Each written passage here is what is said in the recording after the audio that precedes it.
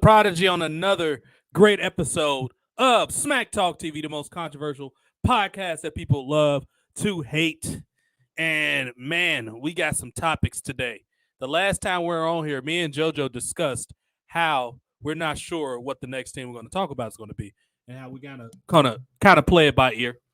And man, does life work out in our favor sometimes? It gave us a lot to talk about. I wasn't expecting to talk about nothing but the usual dribble. I had no intention of talking about AEW until something was like, you know what? Go look at the card.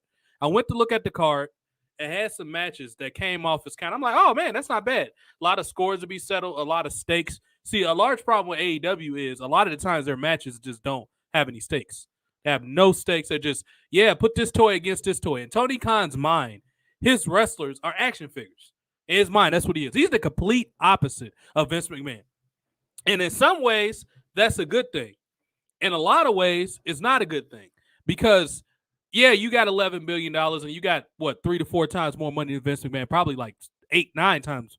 However, as a executive of a company, as a responsible businessman, you have a goal to expand your audience and expand your reach beyond what you are, because it's a risk at the end of the day. You're putting your money, and I'm putting emphasis on your. That's his money. It's not investors' money. It's not from a fund or a conglomerate, and none of that. What's the other word? Consortium. None of that. It's your direct money, and if you want to gamble it, by all means. But at the end of the day, I'm a businessman. I do everything for business. Some people like it. Some people don't. I mean, me personally, it's hard for me to respect people that waste money or ignorantly don't, use their money properly, really. I mean, and a lot of the times that's what Tony Khan is. He's only around to be popular to the very dwindling, small internet audience that's currently existing, and he don't want to expand. He's going on record to say, oh, yeah, our show might not be for casuals. When an executive goes on record to say that, he's a clueless, smart idiot, whatever you want to call him. I try to be nice, but sometimes when somebody's being stupid, I can't be. And Tony Khan is proof that he's not a smart businessman. He puts his personal greed and personal satisfaction in the front of good business deals. And a good way to describe him is he's a hedonist. He's hedonistic, and he only cares about what he wants and the people that agree with him wants. If you know the original story of the Bucks, they thought he was a loser until they found out he had a yacht and a lot of money, probably drugs and beer. AEW, what we have to get out of our minds before I start talking about the positivity of this pay-per-view, because it was some good things.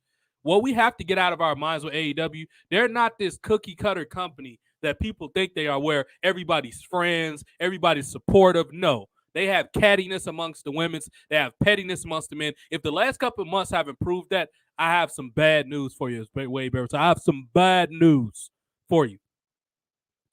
It's not all rose-colored glasses and the grass is not greener in AEW. It's people that's blatantly not went there. Who just Sasha Banks was talking about going to New Japan. She doesn't care to go to AEW. They probably can't afford it to begin with, even though I think she's highly overpaid. It's just my opinion. They can't really afford her anyway. So what Tony Khan needs to start doing is, if he don't want to do this work, because he doesn't seem like a very confrontational person. If the media scrum with CM Punk didn't prove that, I don't know what else, what other convention you need. How else I can convince you? He doesn't seem like a very confrontational guy. So if you're not that, rehire people to do it. I don't know if it can't be Daddy Ass, aka Billy Gunn. Dude, like, come on, man. That's a ridiculous name. I still can't even believe he's going for that. Justice for y'all got to give me a second, because I'm trying to tag this and talk at the same time. So I'm switching mics with my hand. I had to tag this video real good. But yeah, we're going to have a lot to talk about. But I had to open up with how Tony Khan needs to stop being so soft. Basically, to his performers, to his talent, he has to stop being soft. I mean, I don't know what else what other way to put. I can try to sugarcoat it all day, but he's basically soft. That's kind of the crux of it. And his show, the way it's been structured and so up down, is perfect proof that he's soft, that he's not a good business person. Also, a lot of talents look at Tony Khan just giving everybody a sub 500 subpar record as favoritism. They're not going to go. These wrestlers spend years building their brands. Whether they want to admit it or not, a lot of them secretly don't plan on being a wrestler the rest of their lives. At some point, they want to move on to other endeavors. They want to move on to Hollywood or, maybe TV shows or commercials or something that isn't wrestling. They don't all want to be in wrestling for the rest of their lives. Anybody that tells you that they want to be in wrestling forever is being dishonest. That is not. That's the furthest thing from the truth. They don't want to be involved with wrestling for the rest of their lives because it's kind of taxing on your body. Angel. That's what I'm like. Who am I looking for right now? Angel is who I'm looking for. So we want to discuss a lot of this. Like I said, give me a second. I'm tagging this video up here so people can see it. Still can't believe my friend name is Only Slightly Intoxicated. That is beyond hilarious. Now, I like when people have cool ass names and shit. People have this idea that I take myself seriously. I don't know where that comes from. I'm just passionate about what I do and usually well informed and well researched. And I don't know if it's a black thing or non SJW thing or whatever it is. But sometimes people get offended when somebody like me talk. I don't know what it is. But hey, that's your problem, not mine.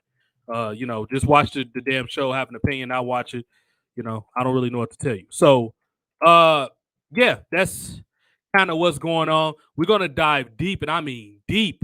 And I know a lot of people wish they could dive deep in Mandy Rose, but what happened to her was truly unfortunate. Now, that's a lot of different angles, a lot of different ways, and I'm sure it's going to be discussed to the nth degree, as it should be, because at the end of the day, we're dissecting and analyzing information. I'm going to read some news as well. Mandy Rose got shafted. And I'm trying not to go too much to the analysis and stuff. I'm going to try to give at least maybe 10 or 15 minutes for JoJo to get on here. So what we can do to start the show off officially. Welcome to the show, everybody. Yay, air horns. Clap for everybody. I guess we could start off with some news. I'm not going to dive deeply into the Mandy Rose thing quite yet because I want to give JoJo an opportunity to get on if he's coming on. He liked it when I put the thumbnail out. So I don't know if that means he's getting on, but I'm going to give him a few minutes. So let's talk about a little bit of news.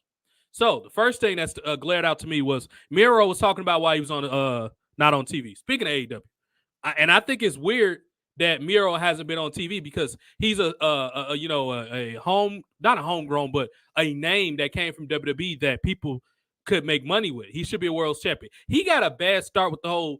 I don't know why he was Kip Sabian's manager. He had the stonewashed jeans, a pink t-shirt, the blonde hair. It was weird. I don't even know why Miro even agreed to that. I know he's kind of into games and all that type of stuff, but I thought that was a weird angle for a guy like Miro to take. That's not really how it's the best way to use him. Maybe even if you're like that in real life, what people need to understand is when you're playing a character, I know you don't want to be typecast and all that, but AEW is not the company because they're just starting. They're still a young company. And Miro's not the performer because he's so young still in his wrestling career that not enough people don't know him where he can make Rock-like decisions, where the Rock could play a gay character or something like that, or he could be the Tooth Fairy or something like that. He's not in his career where he could do shit like that yet. 1 second. I had to take a sip of this water. Okay, so let's read where Miro's been. He's had a very rocky go at it in AEW lately. Miro is just waiting for the right opportunity to get back on TV, whatever the fuck that means. Miro was at the premiere of Disney's National Treasure, Edge of History, and he spoke with Muse TV about his absence from AEW programming. Question, or quote, spicy question, it's not up to me. He stated, I'm doing anything I can from then on, and I'm just sitting and waiting for the opportunity. Dude, you're an idiot for signing that contract extension, not knowing what they're going to do with your career. It's not a smart business move. Miro has not appeared in AEW wrestling since he won a 6-man tag match with Sting and Darby Allin at All Out. That was back in August. This match was just fourth match Miro completed all year. He had 4 matches in 2022. That's already not a good sign. Let's see. Sean Ross Sapp of Fightful recently reported that Miro has been completely healthy. It was noted that Miro was eager to get back in the ring, but there haven't been any creative plans presented to bring him back to television. Dave Meltzer reported more information in his Wrestling Observer newsletter, noting that there was one storyline pitch that would run through Full Gear, but he wasn't on board with it. rather than put him on television without a plan, was decided to wait until there was something more. You know what? Now I kind of take back what I said. I respect that a little bit. If you don't got nothing cool for me to do, let me enjoy the little money I got and spend time with his wife, because he has a gorgeous model wife. She's doing more than him. But I mean, women generally are going to have more opportunities than men anyway, just because it's just how the world is sometimes, especially when you're in the world of media and broadcasting. Women are just easier on the eyes. Okay, during an appearance on Renee Paquette's, formerly known as Renee Young, oral sessions, or it's called the sessions now. Thank God she took oral out, because you're just going to constantly, she's kind of sensitive, and you put it on yourself by naming your show oral sessions. You thought people were going to respond to that maturely? Come on now, Renee Young. He reflected on the best man chapter of his career. That's when he was doing that stupid crap with Kip Saban, who's a nobody. Noted that Tony Khan pitched him a spot being the best man. He was open to it because he wanted to play a new character. Oh God. He recalled how he dyed his hair blonde because his wife CJ was doing it. Okay, see, this is why he played the cuck so good in his career, because he might be one in real life. And Vince McMahon made fun of him because he was a cuck, with the whole Bobby Lashley took his wife thing and all that. Yeah, Miro, man, you're an interesting cat, man, to say the least. He's a really interesting. At times, he come off as a pushover. Valerie Loretta on Lola Vice name. Oh, well, that's her name now. I always think ahead. Is she in WWE? Her name sounds familiar. Where is she from? Shawn Michaels made the final decision on Lola Vice's name for former Bellator fighter Valerie Loretto. Okay, Lola Vice don't sound bad, and it's cool. I don't know how much buzz she had in UFC. I don't know her well. JoJo will be able to answer that. Oh, did I hit the end by accident? Oh shit, I didn't mean to do that. Oh no, I didn't end it. I thought I ended it by accident. Okay, I just clicked on another thing. Yeah, JoJo would know more about her, but let's read about this. WWE NXT wrestler, former UFC wrestler, Valerie Loretto recently sat down with whoever that is, a Miami hero, to discuss a wide variety of subjects. When asked about her recent name change to Lola Vice, Loretto said she came up with it as a combination of her alter ego as a child in the television show Miami Vice. Actually, I don't mind that too much. And I don't know if she's going to be able to get over with this, just for the simple fact that a lot of people kind of got that Santos Escobar group and what's her name?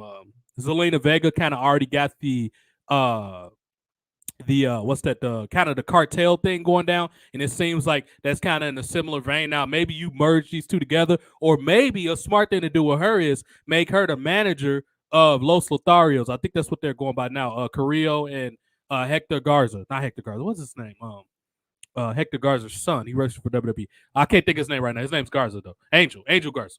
So maybe she could be the manager to them. A big problem with wrestling right now is a lot of people just have too many of the similar characters. BX Connect is joining us. He said now, I was just reading this news piece here about Valerie Loretto getting the name changed to Lola Vice. JoJo knows a lot about her than I do. How was her buzz when she was in mixed martial arts? I don't know a whole lot about her. I just know she's from that world. Was she like a top contender on the way out, or did she have any X title reigns? What was her buzz? I don't know nothing about her. She's a Taekwondo black belt. She was in the okay. Yeah, she was in the Olympic teams. Her whole family's a whole bunch of black belts. Her sister is too, I think, if I remember correctly. Her dad was um represents Puerto Rico, well, Cuba, of course. I mean, um, she stepped in the Bellator. She had, what was it? I think it was like a 3-2 record, if I remember correctly. Yeah, she wasn't like a title challenger or anything, but she got a lot of buzz because she was in the she was Taekwondo. She won a lot of gold medals and she won championships off of there. She was she in the Olympics? I'm trying to remember. I think she was in the Olympics or she was in Olympic trials for Taekwondo. But yeah, she's high level Taekwondo practitioner. And then she jumped into Bellator. She got signed by Bellator. She joined American Top Team, and then she fought for Bellator. Uh, she did fairly well for Bellator. She suffered the one loss, if I remember, against Hannah Guy. That girl eventually fought for the Ultimate Fighter, the UFC, and then she did some other stuff. But other than that, Valerie Loretto mainly was in Bellator. She was an American Top Team, really good kickboxer, Taekwondo practitioner / kickboxer, And yeah, then she ended up getting the opportunity to go to try out, and boom, here we are. Okay. So they gave her this name, and it was like her idea, which is always good when you had a talent input. But my thing was, I was saying before you got on here, it seems like she's kind of almost in that boat with Zelina Vega and Alexa Lopez with the Miami thing or whatever. So I'm thinking with them already kind of doing that. Well, Alexa Lopez is kind of doing rebuilding herself in NXT since Zelina took over her group. But I think the most effective way, because I've spoke about this several times, how WWE is grossly misused. I think they call Los Lotharios. Maybe they got a new name or something. But Garza and Carrillo. And maybe Yeah, somebody Los like her can help Lotharos. them as the manager. Are they Los Lotharios too? Okay. Yeah. Um, I think a girl like her can really help them out a lot. What do you think of that? What do you think of Valerie being kind of being like the third person in that group or whatever? Um. Yeah, you could do that. She could be there, Mm, but I think considering how division kind of the divisions kind of are, and you want to get some high end stuff going on with as far as like the females are concerned. I know they're gonna try mhm. to like fast track her kind of. Yeah, So yeah, that would be like a solo thing, and then see where it works from there. She, if they want her as a valet to be with Los Lotharios, then she could be with Los Lotharios. There's no sure. problem.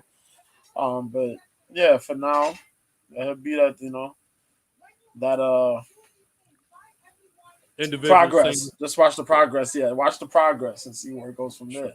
Okay. Yeah. Sure.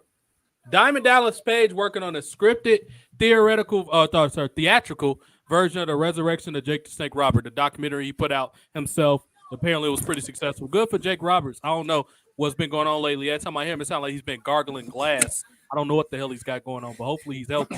Um, DDP always getting that bacon, man, getting that money.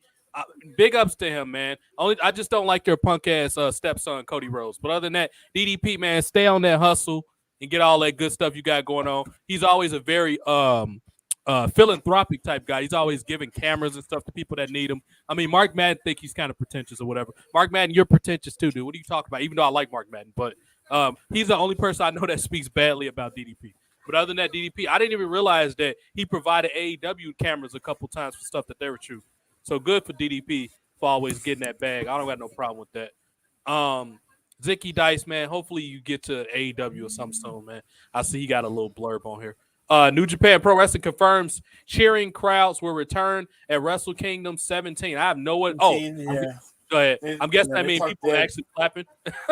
Go ahead. Yeah, they talked about that like some weeks ago. Some weeks ago, they was finally allowing the crowds and stuff like that because of the whole COVID situation.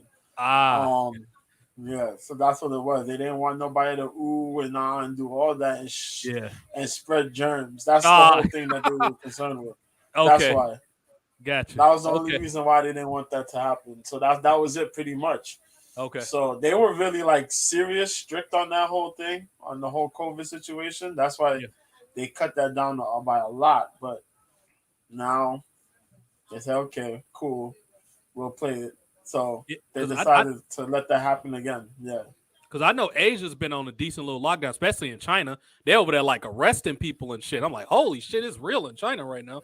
They like, China's a whole mess in itself. oh China's a mess man, in itself. yeah, they were like China's assaulting a people. mess in itself. Yeah. Yeah, man, China got problems by the wazoo. yeah. But I mean, it's gonna be some pushback because a lot of the citizens aren't taking that shit. They're like, no, you don't do that. No. Yeah, they fighting them back. Yeah. Cross Nah, is for real.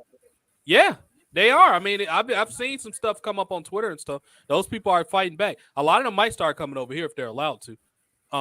Yeah. Cross is excited about working with Mysterio. That's good because I'm excited to see it. I think maybe Cross might be the guy, or maybe the second. Dominic might make a little more sense just for the progress of his career.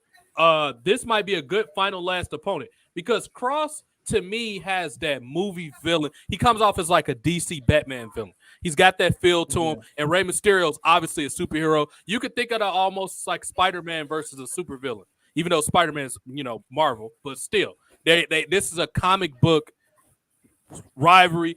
Cross, I'm sure he'll do it well. And the good thing about anybody that works for Rey Mysterio, he basically do it anything he's asked as far as business. If you want to break in his house, he let you do him. If he's going to kidnap him, he's going to do it. If he's going to take his eye out, he'll let you do it. He's a professional, and he likes to act. Rey Mysterio, honestly, is probably going to have a long career, probably in TV when he's because he knows how to act. He's great when it comes to acting. When it comes to dramatic acting, he could be on one of those telenovas or something like that in Mexico. He's very, very good at it. Apparently, Conan was the last person I heard about it. That's a big time wrestling name that did it. He was pretty. I never saw it, but I've always heard he was heavily involved in TV in Mexico, which is good for him.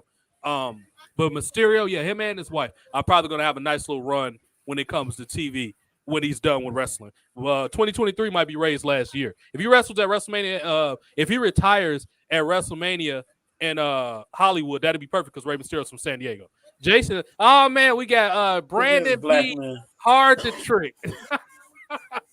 Brandon P. Hard to trick. You gotta let me know if you'll get on, so I gotta send you the link. But Brandon P. Hard to trick come in saying, yeah, that's what he say every time when they ask him, do you want fries with that shrimp? He said, yeah.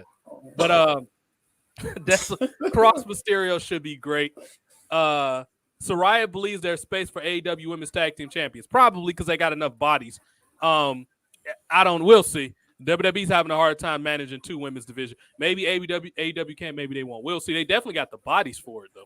Well, now they're going to make a women's tag division. You made a women's tag tournament. You had tournament winners. It went nowhere. Now you get to decide to make a tag. Y'all people are assholes. I don't understand they thinking, JoJo, man. I really don't. Yo, I swear to God, you literally had Ivelisse and Diamante win the tournament. What the fuck? I forgot that happened until you just said it, but you're right, it did happen. What are we doing, man? Tony Khan and his toys, I'm telling you, it's all about toys. That's all it's about. It's about him thinking his wrestlers are toys, and he's one that also think it's a good idea to call Billy Gunn Daddy Ass on TV. I don't know why, but apparently he think that's a good idea. You know, so pushing forward with the news. Hold on, let me send Jason this thing.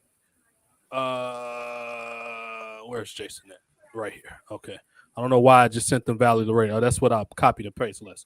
Okay, so pushing forward with the news. What else do we got here? So Paige talking about this tag title shit.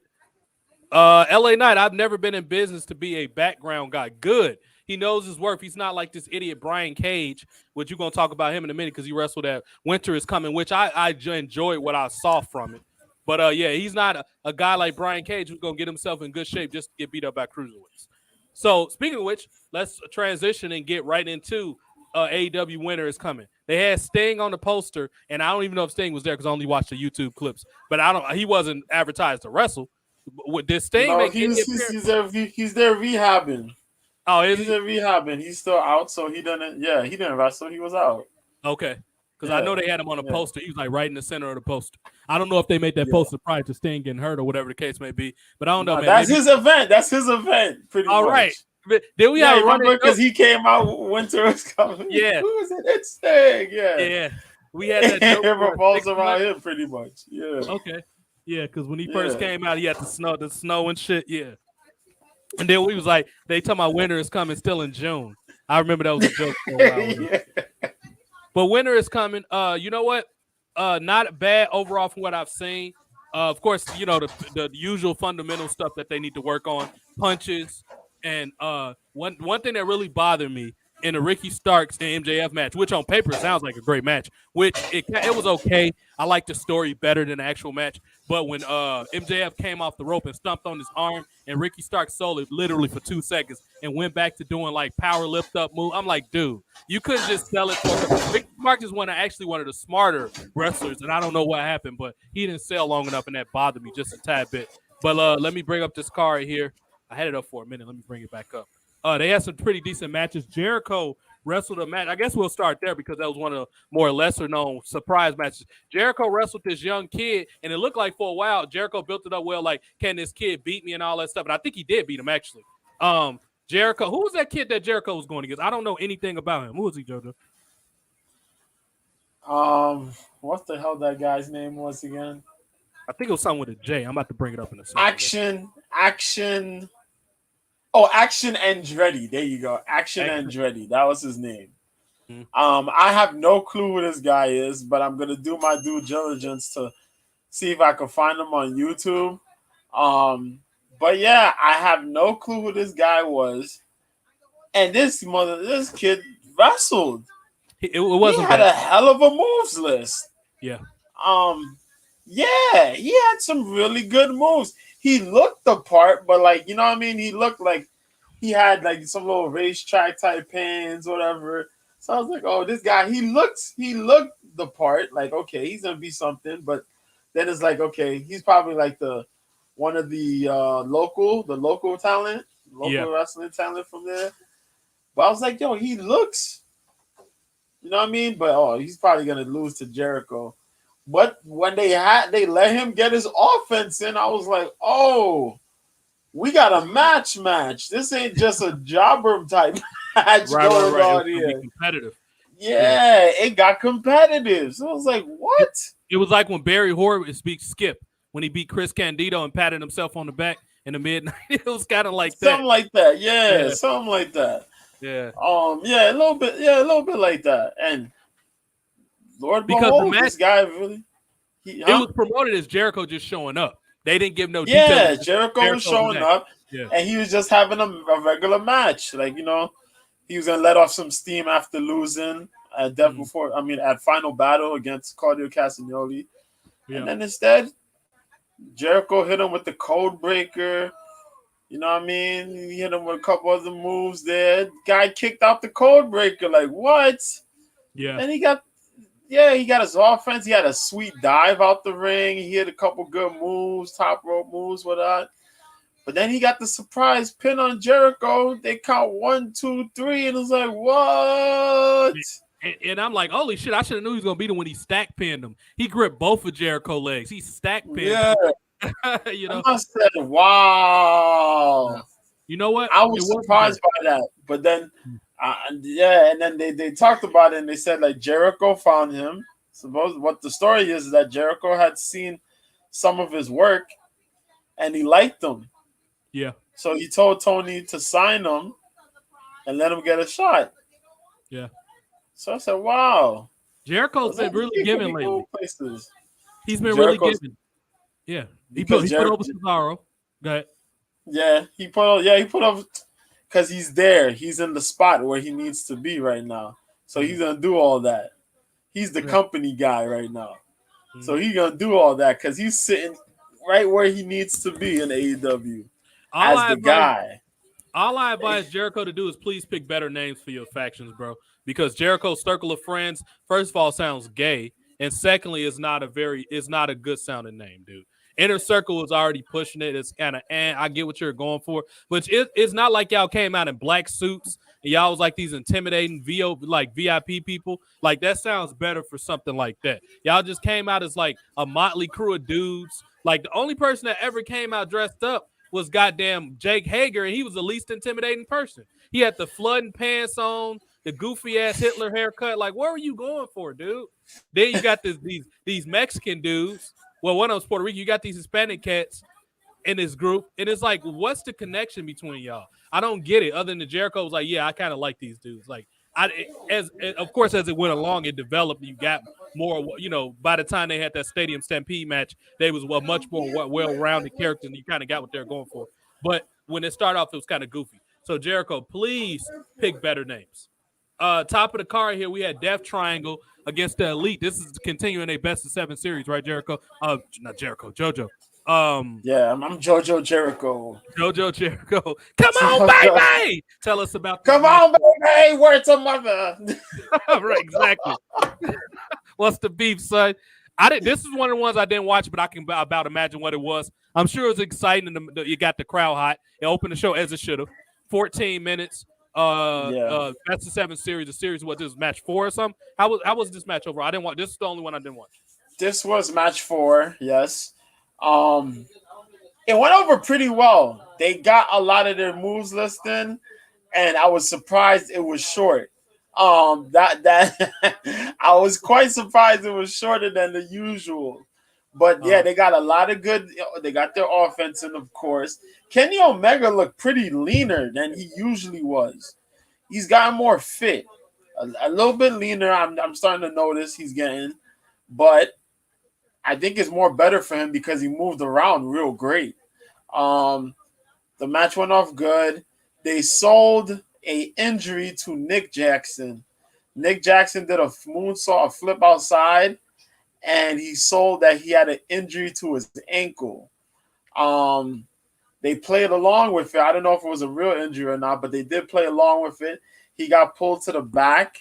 Then what had happened was that he got they got jumped. They got jumped. They got beat up by Death Triangle.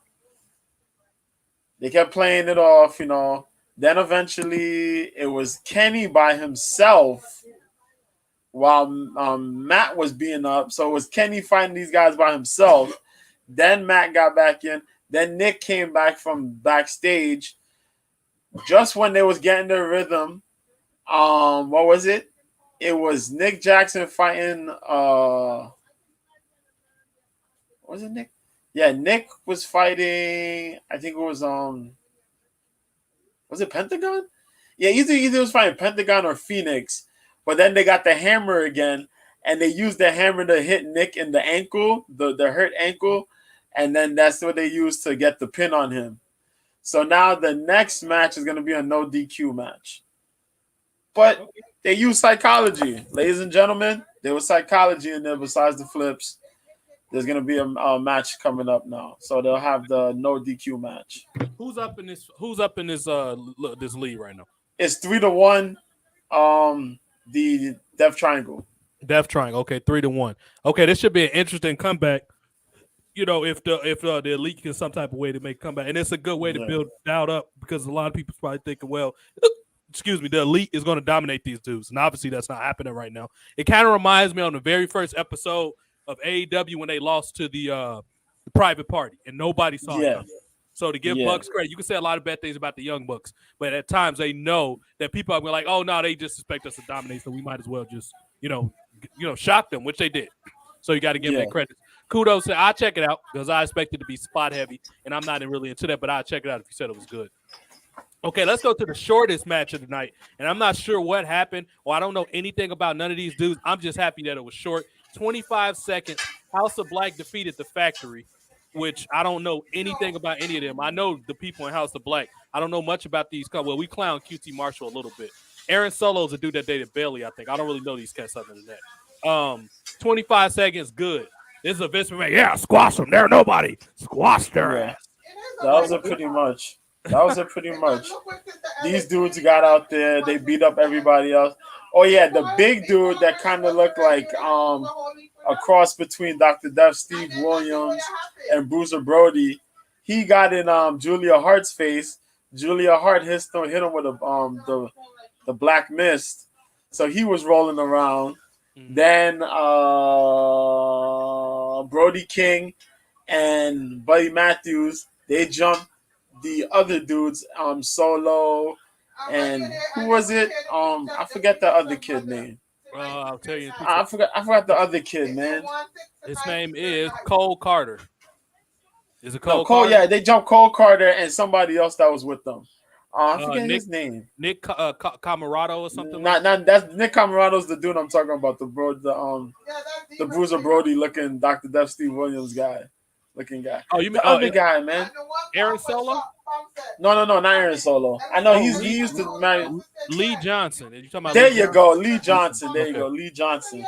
Him and Julia Hart are actually engaged, if I remember correctly. Oh, nice. Yeah. But yeah, so yeah, it was dumb. They got jumped. QT was in the ring, and this dude was sitting down, and this dude got up, and he knocked out QT Marshall with the black mass kick. Yeah, and that was it pretty much. That match just wrapped up 25 seconds, but it was exactly what they needed to do: squash them, land a big heavy move. That was it. Yeah. Because I'm sure Yeah. other matches needed the time, which at time this was commonplace back in old school WWF. Some matches just got cut short, and you just had to figure out what you need to do. It happened a lot. It sucks sometimes, but it's also refreshing to have short matches sometimes. That's something that AEW needs to learn from and do a lot more often going forward. I remember listening to an interview, maybe JoJo heard this, of Bully Ray talking about how his match got cut short for somebody else's match, and they was mad, but they made the best out of it. It was him and a combination. I think they was going against like Lance Storm. It was probably the Dudleys and somebody against Team Canada. And the match got cut short, but it was the best match because they figured out what they need to do. At times, that's just part of being a pro. You got to improvise. Sometimes your matches, they'll shave 3, 4, 5, at times, maybe even 10 minutes off a match because a more important match might need that time. It's just those adjustments that you need to make sometimes, you know. And overall, it just makes everybody look better down the line. You can always get that match back where it's longer on TV at some point or at a later date. It happens. You know what I mean? It's not that big of a deal. Yeah, it's true. But I noticed they did a lot of promo stuff. They did That's a lot good. of promo stuff and a lot of other things in this during that. So I think that's what they use the time for pretty much because Jungle Boy wrestled Brian Cage. Yep. That was the situation there. Jungle Boy won, but of course Brian Cage got his shit in. But it was kind of weird though. Brian Cage just won the trios titles for Ring of Honor. He comes into this match, loses to Jungle Boy. It made no sense to me, but it is what it is. Yeah.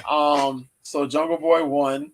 Then Jungle Boy called out W Morrissey. Oh, my fault. I mean Big Bill. Big Bill. They call him Big Bill. so Big Bill came out with what's this guy's name? Lee Moriarty. Lee Moriarty came out and tried to jump him. Then Big Bill came out, and Big Bill jumped and Lee Moriarty jumped Jungle Boy. They gave Jungle Boy all the beating. They gave him all the beating. There was a stiff moment where like Big Bill chokeslammed him on the apron. Oh shit. But like it just looked almost stiffish, you know what I mean? Yeah. But then when they were jumping him in the ring, who came out? Because we haven't seen him in a minute, and I'm kind of glad we got to see him. Hook came out.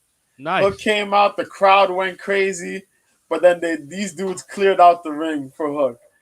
I know they saw Hook as like a bad man, but that was a little crazy. But it is what it is. Right. So Hook and Jungle Boy, I guess, are gonna team up. Okay. To handle the firm, yeah. So that's what happened there. We had backstage moments. Hold on, let me just slow you down because I want to just to be clear for people that don't know the names. W. Morris or Big Bill now, that's formerly Big Cass from WWE. And Hook is Taz's son. For the people that don't know, like, who the fuck are these? That's who those people, they kind of big deals. And yeah, Taz's son, he's small. He's kind of like, he's supposed to be a chicken shit heel, but I guess, I don't know what Taz probably talked him into. My son needs to look like a bad ass. I'll choke you out, Tony Khan. I don't know what happened, but I like him, though. I like Hook, though. Yeah, I like him, though. I do like him. He's smooth in the ring. Yeah. So, yeah, and also the firm is Stokely Hathaway, a.k.a. What was his name back in WWE? I always forget. Fuck, I always what was the fuck? Yeah, what was his name? Malcolm Bivens. Malcolm Bivens. There you go, Malcolm Bivens. There you go. The former Malcolm Bivens. So they have the firm, and that's their whole little team squad there. But yeah. So in between this, we had some Britt Baker backstage stuff. We had the Jericho Appreciation Society talking about how Daniel Garcia is going to be like the cornerman of Sammy Guevara and Sammy Guevara's match with John Moxley. They cut a promo with John Moxley and what's left of the British Combat Club and how they're going to fight each other and how this dude was going to be Claudio. If Jericho wants to fight, they could fight again whenever. And then this dude, Wheeler Yuta, was like, oh, if you want a rematch, Daniel Garcia, I'll fight you anytime. And then Moxley cut his creepy, you know, I'm going to make you bleed and you're going to hurt and this and I I'm gonna make you hurt and bleed, and in our mind, we're still a unit, and we're gonna do what we ever do because we rule this. Ah, and he's gonna break bones and make Guevara cry. Right. And so then fast forward. There's a couple of now. Well, hold on. I got a couple questions. So go ahead. Is Britt Baker hurt? Why is she not wrestling? No, Britt Baker is there. She cut a promo talking about Jamie Hayter's match with Kawashita. So she was supporting the match, because the matches that come out, I think either next week or is it on Rampage or next week's Dynamite, one of the two. But then Sky Blue came out. So Sky Blue challenged Britt Baker to a match. And then that match will probably happen on Rampage. So that's what happened. So I'm going to start calling her Sky Boo because that's a nice looking girl. She look good in some pants. That's Sky Boo. Yeah, Sky Blue. Where's Christian at? Where's Christian? Christian's sitting out for a little bit. Okay. I guess, they're getting time off because, after the whole match with Luchasaurus and stuff like that. So he's kind of been out, I guess. Okay. Yeah. Giving them time off, I guess. So later on, fast forward a little bit. We had Ty Conti had a match. Yep.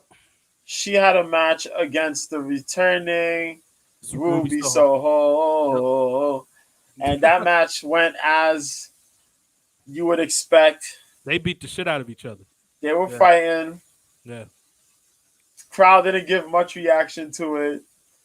I don't know why. But Ruby won. It was a little bit of a hard-hitting match. It was a pretty good match. I liked it because it was actually a revenge story. She injured her and she came back for revenge. That's what I liked. Yeah.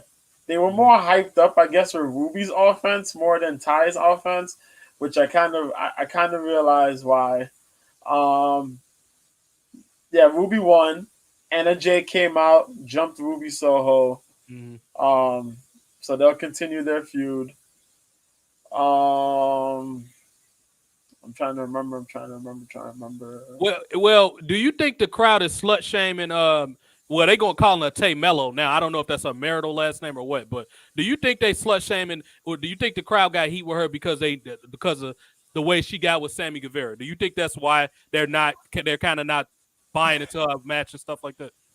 I think it's a combination of that, her and Sammy getting together, them putting too much of their private life out there. Yeah. And the fact that their buzz just really died. Not for nothing. Their buzz really died.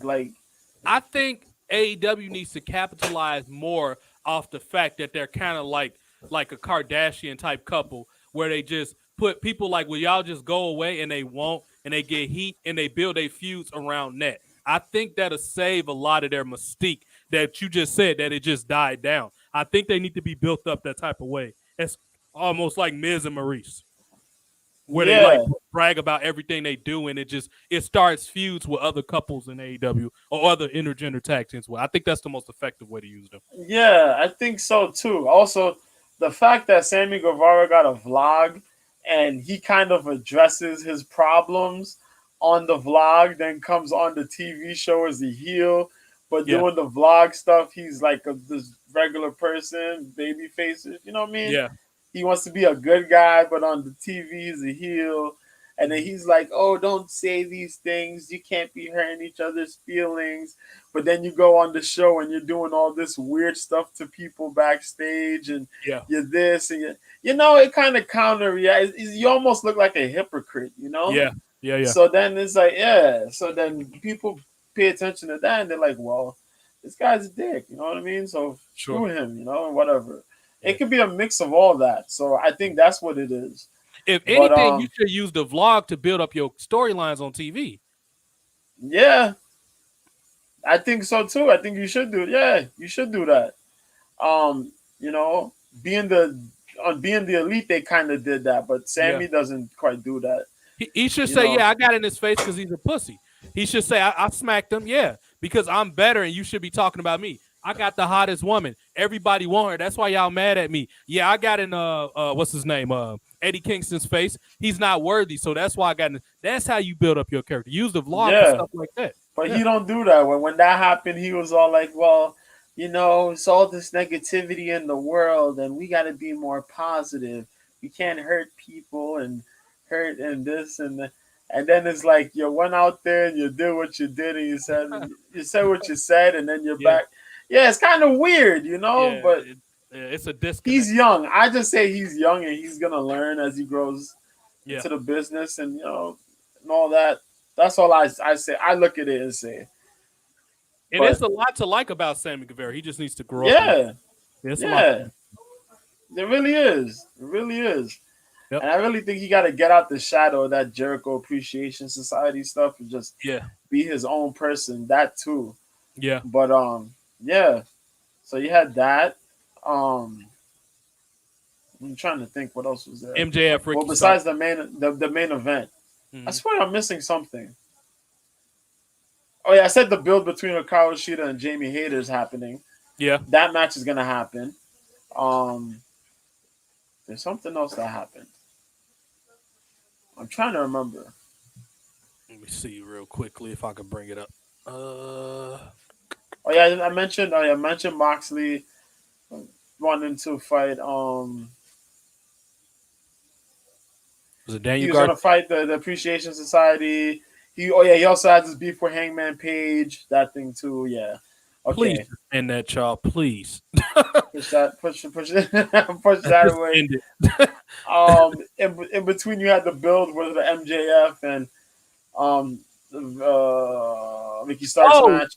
Then you had the match. There was one thing. What? Jeff Jarrett and them segment when they got hit with the guitar. There you go. Yeah, the Acclaimed came out. There you go. See, I know I was missing something. The Acclaimed came out and they were gonna do their rap, but they got jumped by by Jeff Jarrett and freaking Jay Lethal. Machismo. Oh yeah. Lethal. Yeah. And Sanjay big Indian dude too. Yeah, that big. Yeah, Sanjay Dutt and Sandam Singh. There you go. Yeah. Yeah, that was pretty dope. Cool. Dudes were coming, and this dude Caster was rapping. Yep. And meanwhile, he's just walking and rapping, and these dudes are jumping his buddies. Yeah, he didn't know what was going on, and that was a good way to build it up too. It was good. Yeah. So I was like, oh shoot, they all got beat up. These dudes really want their match. I'm looking forward to see how Jeff Jarrett's gonna look in this ring here. Because this will be a televised match of big proportion, not just Ric Flair's final match. Yeah. So I'm looking forward to seeing how this goes. Now, real quick before we move on from this segment, the things that he addressed in that rap was great. He talked about the Brittany Griner thing. Yeah. What else did he mention? He mentioned some topical stuff in that rap that was pretty funny. Yeah, he mentioned, was it Brittany Griner? Oh, look, let me just find it. We'll play it. Let's see. The Acclaim. Everything he hit was current. Was just like recent things. Really current. Let's see. The Acclaim winner is coming. That was some good stuff. Daddy Ass was out there. Why do they call this man Daddy Ass, Joe? Scissor me, Daddy Ass. Oh my God, Scissor me, Daddy Ass. Here it is. I found it. I'll just play it because it'll be funnier if we just play it. And I don't know if my mic's gonna pick this up. I gotta probably recalibrate my mic. Sometimes it picks up the stuff. Sometimes, as long as it picks up my voice. But sometimes when I play audio from the speakers, it don't work all the time. It's probably just time for a new mic. Here it is, right here.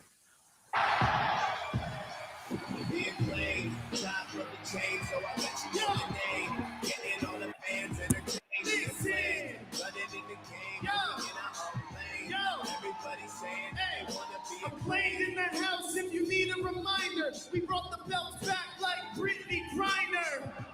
All the fans agree on us. Other teams getting booed like they Elon Musk. Elon Musk, he mentioned that too. Who can stop it? We ball so hard like who can dodge it? Sandam Singh just took out Billy Gunn. Now Sanjay. He said we brought the belts back like Brittany Griner. We causing controversy like Elon Musk. Yeah, they getting booed off stage like Elon Musk. Yep. Elon Musk recently got booed. Yep. At a comedy show. I think we find out Oh why. shit. Yeah, no kidding. They really, Wow, and out of that's nowhere. funny because I want to get What an Jason's opinion attack. on this in a minute because I like Elon Musk personally. Just getting rid of Bowens there. And Jeff Pretty Jarrett, careful. he Jeff got Jarrett the walking around handy the ring with that guitar as he guitar in always his do. hand. Oh shit. Jarrett got the guitar. He got the guitar. And Caster tried to make a good comeback, which was good. Boom. And Lethal cut him off. That was pretty good. There go your boy Jason. Yeah, Did this is team I? money right here, and then you have to Did I? I just had to do a whole bunch. billion. Shot them sick. Hold on one second. We're going to let you talk about that right after this second. Jeff Jarrett with the guitar in Jeff hand. Jarrett got to get a. There go your boy, Jeff Jarrett. He hit him with the guitar. There you go, slap nut. They go, and I think he said slap nuts in this segment too. The guitar He was sitting there talking about yo, trying to rap and shit. Look at Sanjay. Look at Sanjay's shoes. Straight out there with some Jordan though. Yo, Acclaim. Sanjay killed me. This man, Yo, Acclaim, do we have your attention now? Sanjay stayed dressed in business casual. Hold on one Hey, second. you Let me little mute that. bitch. Why don't you scissor this, slap nut? Well, Jeff Jarrett, making a statement. oh shit, son. Sanjay Dutt came out with the Jordan, son. He came out with all the time. Business casual. All the time. Oh shit, he came out with the Shane McMack clothes on. The Shane McShuffle. For real. Oh shit! But this was a great segment, though. Like you said, he didn't know his team was getting attacked. It was a great rap battle before. He tried to make a comeback to save the team, and Jay Lethal blasting him from behind or whatever. Good shit. Really good stuff. I might actually watch that match with Jeff Jarrett just to see what he's gonna do. Another thing I want to say about Jeff Jarrett, he was actually finally dressed decent for once. I expected him to come out with a gay ass like Chippendales outfit. That Jeff Jarrett has wore some of the most ridiculous outfits in wrestling existence. Yeah. Maybe he used to wear the cut up kindergarten construction paper outfit. He had the cut up overall. And when he was wearing that, he was wearing the unbearably tight ass King of the Hill pants. Like this man has worn some crazy stuff. Yeah. Hey, your pants is tight as hell. I'll tell you what. That's what he would have told him. Yeah, but this is a pretty good segment overall, man. Jay Lethal, this is the king of the ball here. Jeff Jarrett, some type of way, has managed to keep his hair all these years. I don't know how, but his hair gets longer. He'll cut it; it'll still be long. He's managed to keep his hair wet. Meanwhile, Sanjay Dutt and Jay Lethal got the chrome dome joints going on. So, Lethal came out with the tan looking principal outfit. It was cool, man. It was a pretty cool segment. The only thing I don't like about it is daddy ass. That's it. Everything else I'm good with. So they match coming up on what? Wednesday or what? on Thursday. Coming up sometime soon. If I think it's either Wednesday or like somewhere down the line. But yeah. Well, not Sunday. I said Wednesday or somewhere down the line. Yeah. Look at this man right here. First of all, he got a couple things that's a party foul. Where's Brandon P. Hart the trick at? And why you not sharing that oatmeal or whatever that is you eating now? That little gay outfit that you told me to put on to be Brandon P. don't wear no stuff like that. What's wrong with you? Oh, That look like that wrestler Sonny D. I ain't got time for that. Who is Sonny D? You mean Sonny Sonny Delight? Sonny No, Kiss, Sonny you mean? Delight. That's his name. His name's Sonny Delight.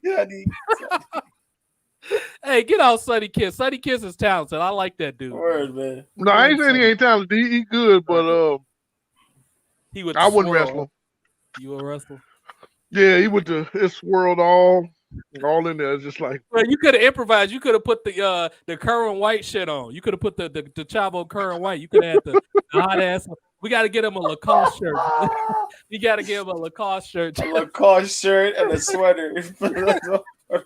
Yeah, I know. I got something for you. I got something for you. I got a plan. I got something for you. A nice little cardigan. What's your schedule? What's today? Wednesday, right? Thursday. Yeah. Thursday. What's your schedule like tomorrow or Saturday? Just going to feed the cats at Jonathan House. Wait, is that like a dirty joke, or you actually going to feed? He looking around this stuff. Like, What's this? Where y'all get cats? Like what? like, where are these cats at? Like, who are these cats? Hey, hey, you asked way too many questions. All you need to know is I gotta feed the cat. I gotta feed the cat twice a day. That's it. This has turned to an impromptu episode of Mansplaining, y'all. The jerk reel, honestly. Yeah. You asked too many questions. All you gotta know, the cats gotta be fed 6 of them. It used to be 10 of them. It's 6 cats over there for real. Yes, but they're around the house. Okay. I'm gonna tell y'all a story. Hopefully, it don't take too long. Jonathan had 3 cats. It was 2 boys and a girl. I don't think one of the boys slept with the sister. I think an outside cat from the alley somewhere slept with the sister. She had a set of cats. She had like maybe 3 girls out of her set or whatever the case is. Then one of her girls ended up having babies when they got old enough. So it ended up being 10 cats out of there just running around, and then like one by one they just start disappearing. I'm like, what happened to such and such and such? Because I made them. I was giving them all kind of names. I'm like, I'm gonna call that one Grady, that one Speckle, that one Cloud. I would call them all kind of names. Oh my God. I don't know what's funnier. This man coming back talking about cats or Brian being missing. He's got to be buried in face. Brian buried in some cats too. He buried face down. You know what? Someplace. Every time you bring up Brian, it make me think about the price of butter. What? I might have to get Brian on. Is Brian at work? He might be his third. The price of butter. What is of butter? What does that even mean? Hey, sometimes random is best, and it's best not even ask questions because there's a long story behind it. So just let that go on bad head. If y'all didn't pay attention to the show since Periscope, then don't ask no questions because you ain't gonna catch up. You know what's funny? If it ain't him talking about this butter, it's Brian putting these goddamn angel food cakes in the group chat. I feel like every other week, Brian is either posting a girl in a bikini or an angel food cake, and I was like, you got to forward this to Jason. Jason ain't here. This man always got an angel. And I bet you the angel food cake that he be posting is too sweet because they don't know how to make food cake. Or too high. Everything is so high. If it's too high, you know I ain't getting it if it ain't 99 cents. You know I ain't buying it. Everything is high. I was at the grocery store. I was mad. I had like 4 things in the cart. Even Aldi is high as fuck. He still, JoJo, he still think restaurant lunch should be $5 everywhere. He still yes, you should be able to get a meal for $5. Yes. Yes. Hold on one second. Hold on. He think it's 1997, JoJo. But when Jason come back, we're gonna get him to talk about this Mandy Rose thing. I'm sure he's gonna have an opinion about it overall. Yeah. Let's switch to it, son. Unfortunately, we got some of the worst news ever. Yesterday, I woke up to just disappointing tweets, and I was hoping it wasn't real. But I think as in the last couple hours, it's been confirmed because I checked earlier. She was still on the WWE home roster page. As of like an hour or 2 ago, she's not there anymore. So it might be official. So the story goes, we'll tell you the backstory, then possibly who leaked it. And if y'all ain't asked right now why bitch ass Matt Bloom, like, hey, Sweet Tea is on that thing with a lingerie, we're gonna get into that. I was trying to defend your son, Matt Bloom, that JoJo don't like, son, but you legitimately pissed me off if this is true. So apparently Mandy Rose is getting she got released abruptly. She lost her championship 2 weeks earlier. She wasn't supposed to lose to New Year's Evil. She was scheduled to lose, but not yet. Very impressive 413-day title run. Damn impressive. Who had that? Mandy Rose. Mandy Rose. She went back to NXT after whatever reason. The main roster, the company didn't like her, even though she was on Sports Illustrated. The most recognizable woman other than Sasha Banks and WWE as far as mainstream. She went back down to NXT. What happened with Sasha Banks? She might be going to Japan. Well, she is going to be in Japan. But it's rumored she's coming back to WWE. I think they gave her like a semi-contract, but she'll be in New Japan for their pay-per-view next month. With Mandy Rose, she proved that not only could she carry herself, carry the whole NXT brand, be a star still, but she brought up these two girls. Well, Gigi Dolan already had a career. She was pretty good as Priscilla Kelly in the Indies. JC Jane was a complete unknown that started off as a handsome talent. She's arguably probably the best talker in the group. Just as good, if not the best talker in the group. So she took these two girls under her wings, made them good. And because she made some money on the side, that let's not try to pretend like we the moral police. This is the same person. Ask yourselves, and what we going to, Jace, they released Mandy Rose because she was making money on the side, like, posing risque stuff on this thing called Fan Time. And I think they knew about it, but WWE was mad because they didn't capitalize. They didn't make money off of it. So back in 2020, they made a ban that wrestlers can't use their names on Twitch and stuff like that without giving WWE a cut. So that's what they put that.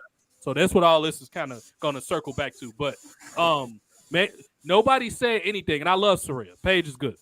I like her. We actually pretty cool with each other. Have y'all ever asked yourselves why the NXT title got new designs? I'm sure JoJo knows this story. When back in 2017, when Paige's sex tape dropped, they had to get new belts because Paige took a money shot. And anybody that's been on the internet, that has been on porn sites, all I hear is JoJo laugh.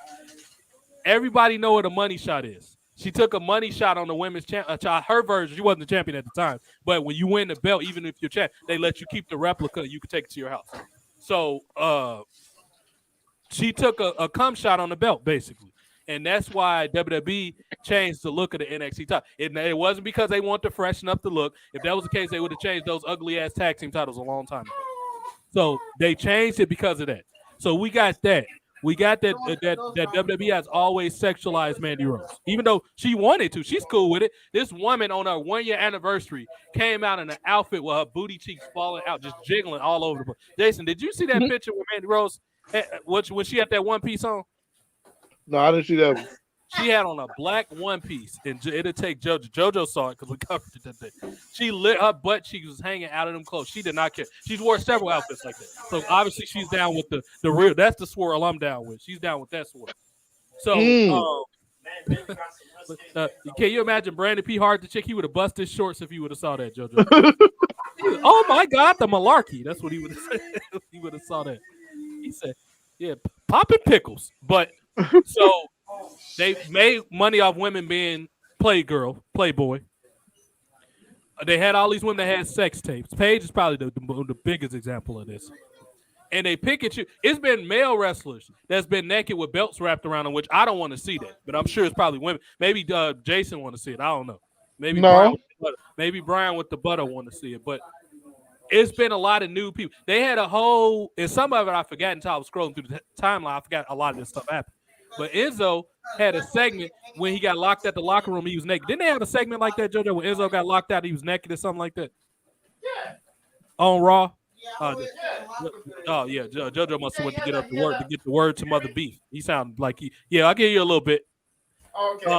Because I'm doing something. He had that one segment where he was butt naked. Wasn't he waiting for like Mandy Rose or somebody? Or maybe Nia Jax or something? I forget. It was somebody like that. Yeah, he got jumped. He got jumped naked. Yeah. Yeah. So he got jumped naked. Yeah. Yeah, that's crazy. He was on TV naked. Of course, they put the blurry thing over it. But this is crazy for so many reasons. Now, Jason, have you seen any of this stuff on Twitter? Like, they got like 4 hashtags: Justice for Mandy, Rehire Mandy. It's all type of stuff. Like, this got a way more favorable response than I expected it to, because a lot of the nerds don't like Mandy Rose because, she's just another blonde bombshell. Clearly, I ain't never seen her wrestle. But Jason, have you privy to any of this stuff going on? Or this is the first you hearing? No, I didn't see any of them. Yeah, it's on Twitter right now, and she's getting a lot of support. So this is the kind of interesting situation with the Mandy Rose thing. She don't need the money. She's hinted at retiring in 2024 a couple times, because honestly, she really don't need the money. Like, she got so much money doing modeling work and products on the side. She got the Mandy's Donuts. I saw some of the stuff because people sent it to me. Some of the stuff was risque. However, it's hidden behind a paywall with an obvious discretion for adults. So at that point, people can do whatever they want. It's not like it's free. It's money. So this is the thing I find hypocritical and crazy about this. Nobody say anything when all of these women that they like do the exact same thing. And this goes back to YouTube and Twitch. YouTube and Twitch is a better example of this.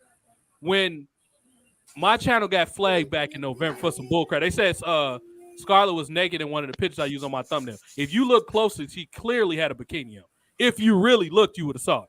Why would I put a naked picture up on the thing, which obviously is going to get my thing? I'm not going to go out of my way to get my page flagged. So somebody that was a hater, which I found out who they was, put the stuff up there, or they just want to flag my because they was haters. So meanwhile, and I sent Jason a couple of these, it's women on Twitch, butt ass naked, well, damn near naked, promoting themselves. And when I went to make it, because I have a secondary page. No, I'm not going to tell y'all what it is, but I got one. The people that need to know where it is there. So I made another page so I can keep streaming until my 3-day suspension. It was really almost 4 days. I had to message them like, bro, it's been 3 days. I need my page back. And they tried to put a strike on there. I got that taken down. That was a fucking headache to do. I had to go through all type of red tape, but I got the strike removed. It was a lot of work, but I got it taken off. The minute I make the new page, what do you think those suggestion page on when the minute I logged in was, Jason? You had all types of women in swimming pools, and I sent you some of the stuff. Girls on there jerking off the mic and all type. It was crazy. I still got the pictures. That was the first stuff that came up when I went. So y'all promote, y'all put in the top search engine, or because all this stuff is based off algorithms.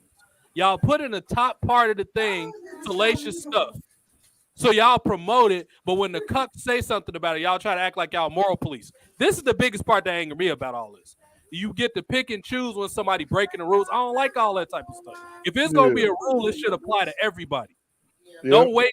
Oh, I like this person, or I don't like this person. And I'm sure Jason deals with this, and when he's on YouTube or whatever. Jason, you want to tell some stories where you just ran into some cuck stuff? That's why I don't watch UFC no more. What? Go ahead. He said that's why I don't watch UFC no more. Yeah, I'm done with it. I'm done after that Patty Pimblin debacle. I'm done. I am so done. When they have it, now you can't, because everybody used to jump on MVP. You just a can crusher. You just a hype train can crusher. But when UFC get them a hype train, if the hype train go to decision, the decision is gonna always go to the hype train. Yeah, the hype train won, like Comshot.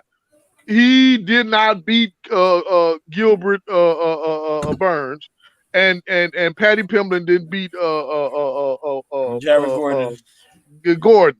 So I don't want to hear nothing about all these fans talking about. No, you gotta look. I ain't no looking at nothing. I watched the whole match, round for round. I watched it one time. That's all I need. I don't need to go rewatch no tape. The dude did not win the match. Which I want me to go back and watch him lose it again just to say he won, and then he gonna say I had the 2 rounds clear. No, you didn't. No, you didn't. And you a hype trainer. You know you are. If they put him against a striker that know how to block a takedown, he's going to get knocked out straight up like that. That's why the dude will not get put against no Dustin Poirier or he won't even get put against Conor McGregor because he's going to get knocked out. And then the hype train going to end because he has to finish all his people from now on. He's not going to keep getting decisions. If he don't finish, his hype train is going to start slowing down. Him and Comshot has to finish all their people. That's why I was going to say when I typed on your page about Comshot that his run ain't like McGregor, or Patty Pimblin ain't like McGregor, because a lot of people hate McGregor now. But even if McGregor was a hype train, he finished all of the people he fought. He finished them standing up with his hands. He didn't go through the whole fight 5 rounds, then he get a decision. He finished the people on his way up to the top. So y'all didn't finish everybody, and you give them these matches with these names, and then when it goes to decision, oh well, who do we give it to if it's so close? Give it to the hype train so we can keep them going so they can be a champion. Give it to the hype train even though they didn't win.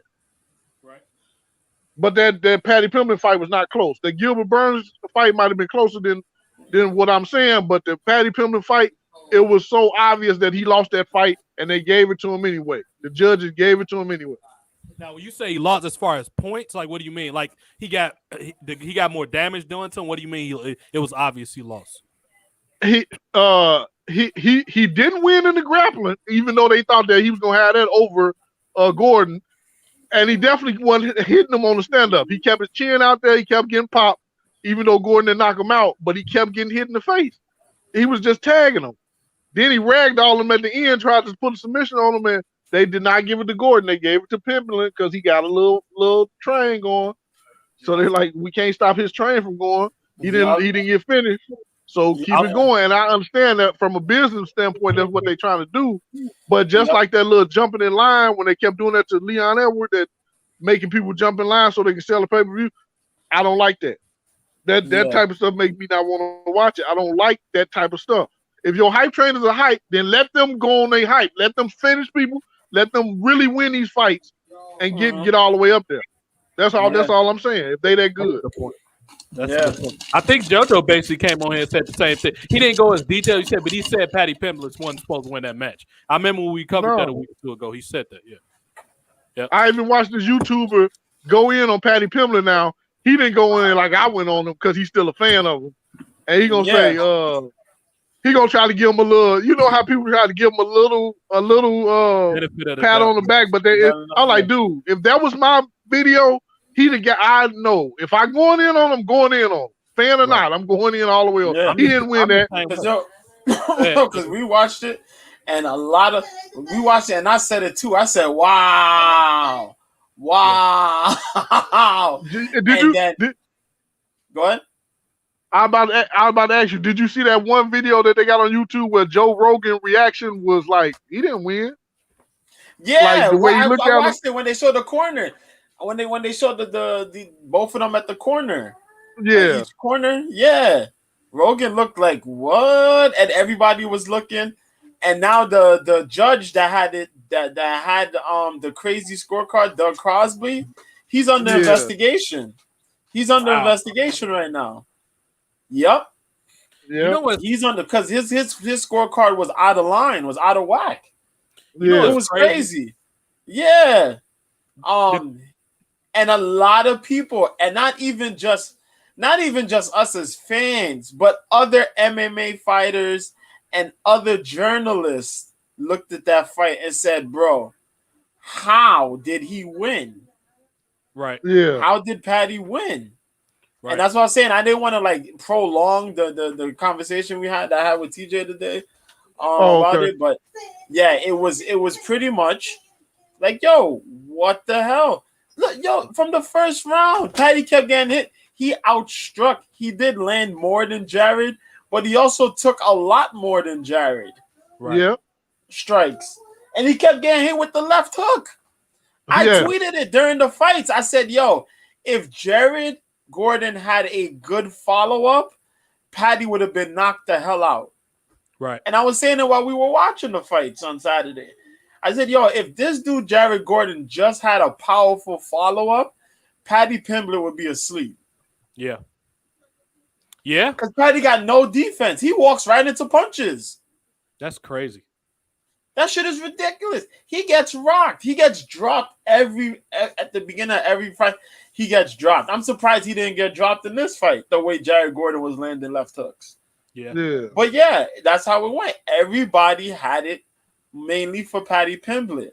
But in hindsight now, thinking of all the interviews and everything that all the fallout, the publicity and all the interviews and shows that he was on before this event even happened, kind of gave you the feeling like, yo, some bullshit's gonna happen in that fight. Yeah. And it's crazy that the referee or the judge is getting blamed for it when it should fall on the president of the company. It happened in your company. Like, yeah, you could say, oh, the judge and all. Okay, but you're his boss. Why did you let him get away with it? That's the bigger question. Like, I don't like when they try to, and I was reading about this. It's kind of reminding me of, because it resurfaced recently.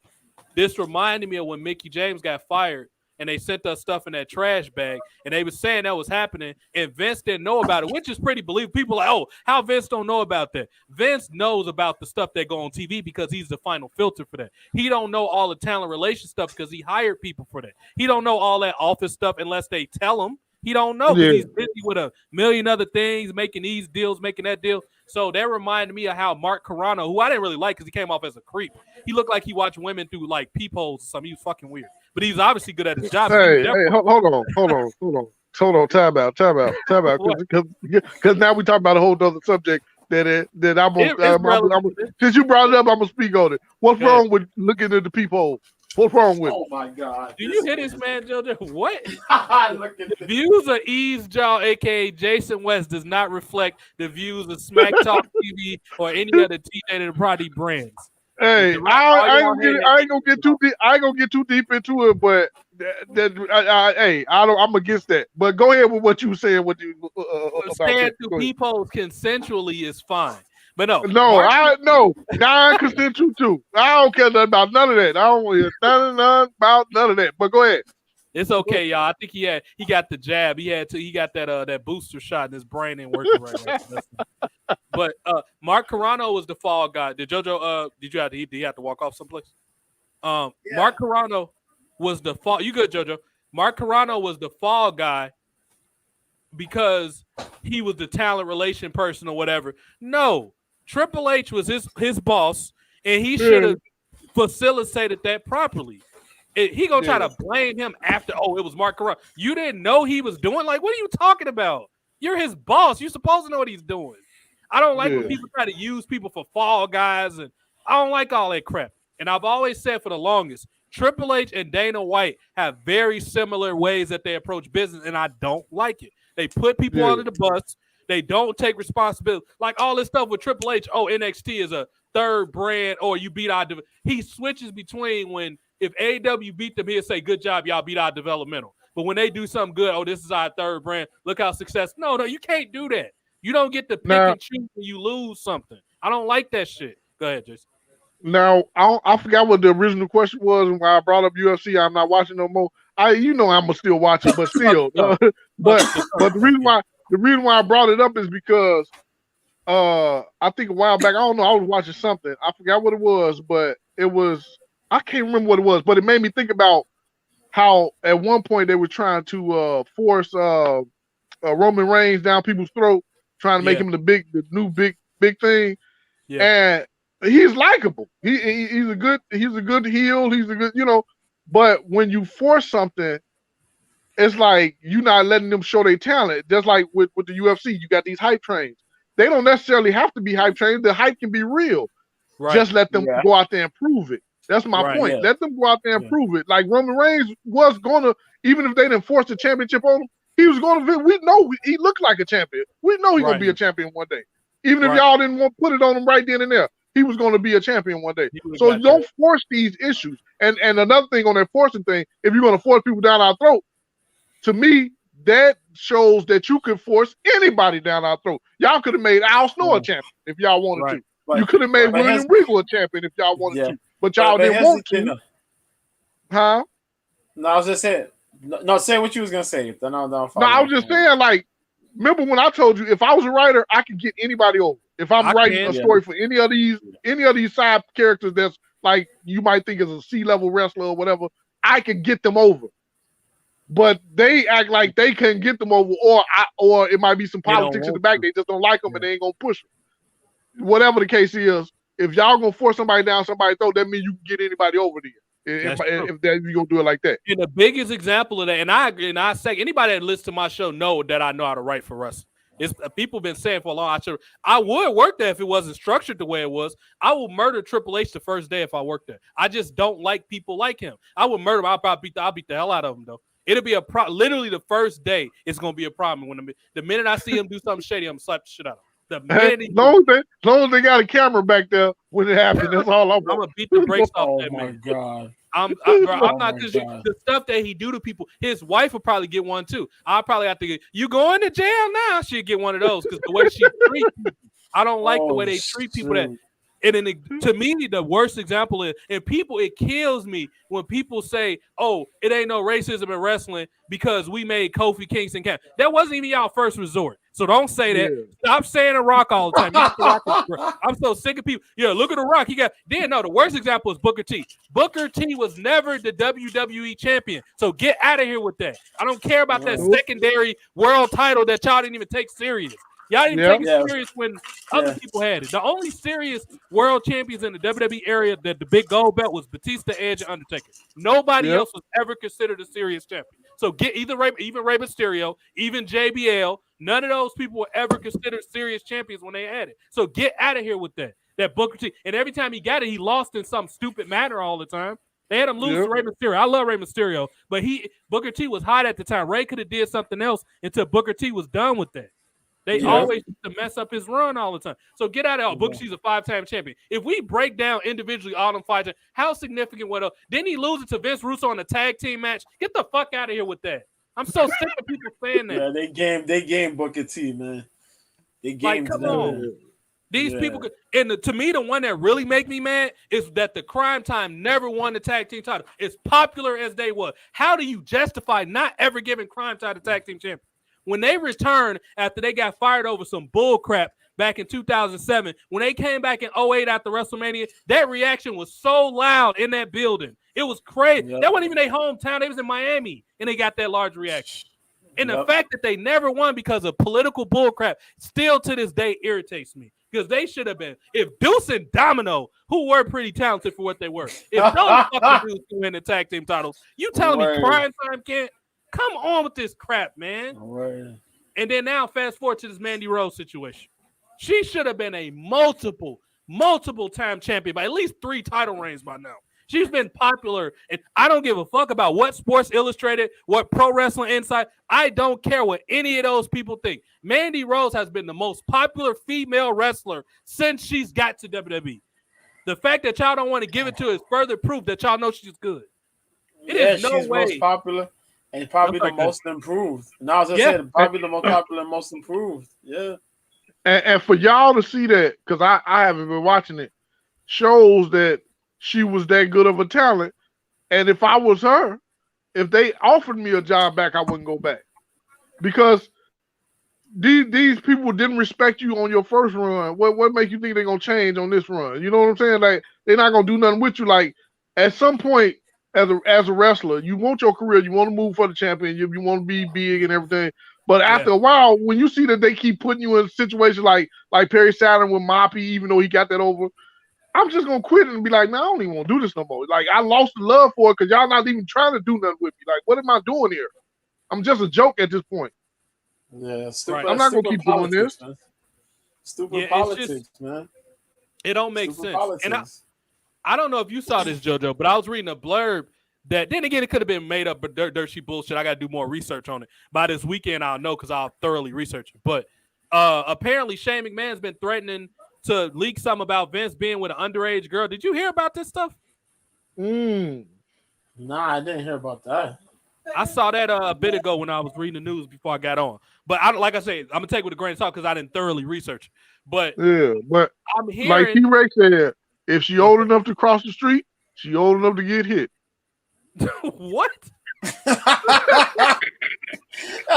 that? Who said that? D-Ray Davis? No, T-Rex. Is that a rapper or something? What's that? Yeah, it's a battle rapper. Yeah, T-Rex. Oh, my God. Oh, shit. Now, you know what? Even though legally, technically, that's true, because Tyga dated, didn't he date one of them Jenners? Didn't Tyga the rapper date one of them Jenners? Yeah, he dated Kylie. Okay. Yeah. She was underage when they dated. Me personally, I understand by the legal law that something in Illinois, I think it's 17. You're considered an adult at 17. Legally, you could date, I think it's not statutory when they're 17. However, me as a person, what do I have in common with a 17 or 18-year-old person? I'm 31. What are we going to talk about? The episode of reality TV? Like, I don't have nothing in common. Me personally, I wouldn't date somebody You can talk about living flavor cookies. What? I'm gonna hit this man in his neck, JoJo. I'm gonna hit his neck in a minute. But that was just me. Like I never saw Shit. what the compatibility with an underage person. I don't like. But I don't know about that. allegedly the leaks with the whole Stephanie and Shane conspired to put them leaks out against Vince for whatever reason because they was trying to secretly take over the company. I wish it would have been Shane versus Stephanie and Triple H, but that's a whole nother story. Me personally, I'd rather Shane run the company. But I think good. if I was Vince, like to see which one of my children would want to run the company, I would actually give them a brand, and the other one can't interfere with however they did what they did with their brand. Like one would get SmackDown, one would get Raw, and I want to see who had the better show. I wouldn't consider SmackDown a secondary show. Whoever got the better show, because sometimes SmackDown be better than Raw, you gonna get the company. Because I'm not gonna keep playing these back and forth games, because I already know Triple H was interfering with the whole situation from the get-go. As soon as he got married into the family, that probably was his goal anyway. He knew he was gonna get something. So no, I would be like, whoever got the better show, and that would make Stephanie and Triple H have to do better with their show. That's true. Right. That's actually the best way to do it. And and me and JoJo briefly talked about this earlier this week, like Monday or something. We're talking about how they tried to scapegoat WCW because it was originally supposed to be its own show run by the WCW people. WWE was just going to put the money into it. Then they tried to say Buff Bagwell and Booker T was the reason that they didn't start to go. So let's say hypothetically, which I think that match they was told to wrestle bad because Booker T looked like he was eating donuts when he was out there. He didn't look like Booker T that night. So I think somebody told him to wrestle badly just to prove a point because Booker T didn't look like himself at all that night. I think the whole goal is to sabotage WCW so they can justify not starting it. I don't want to let's say they had one bad match. One Booker T bad match compared to the millions of great matches he had, that don't even add up. That's so disproportionate. Booker T's worst match is better than every single match in modern wrestling right now. Every single one. Everyone I can think of. Yeah. And it's just these excuses that people, and it's hard to lie to me because I do my thorough research and I know the right people. You can try to lie if you want to. I'm going to eventually figure out what's going on. So all this crap about, they didn't have a good show, and I don't want to hear none of that because Paul Heyman will always talk about how Vince will purposely sabotage SmackDown so Raw could be, because you got to keep in mind from 2002 to 2006, SmackDown was better than Raw. When they had Eddie Guerrero and Chris Benoit, when it's what they called SmackDown 6, it was way better than Raw because what did you have on Raw? Fucking Triple H putting people to sleep for 30 minutes every week. Talking about how it's the game and all this bullshit. That's what I used to watch it. That's what I used to watch. Yeah. Coming out in them big ass suits every week, putting people to sleep with his big ass nose every week. Thank God Ric Flair was there because the Evolution would have been terrible if Ric Flair wasn't in it. I know Randy Orton them was still coming up, so I'm not gonna put the blame on them. And they had glimpses of when they was great too. Thank God Ric Flair was the entertainment in that group. Because if it was left up to soliloquy Triple H, they would have killed the ratings. People forget that Raw ratings started to decrease when Triple H was there. Y'all don't want to admit it, but it did. Y'all got all this Papa H stuff. You know they call this man Papa H, Jason, a hashtag every Tuesday for NXT come out that says Papa H. These cut nerds think Triple H is invincible to any type of. Man, somebody made a smoothie. They hate Triple H. That's me. That's. Hey, I like it. It's all entertainment value. I'm good. They was like, this is how much I care about Triple H. They made a goddamn fresh smoothie. Y'all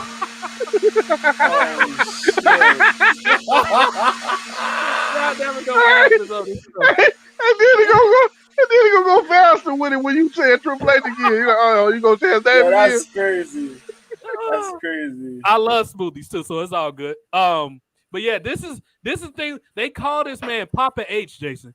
And the thing that pisses me off, he get away with being called a game when he's got the lowest ratings and how the hell are you the game and you can't even get none of your talent over? You've been pushing the belly in this group down our throat forever. Nothing. You brought back Johnny Gargano and you the game. The game would do stupid crap like that.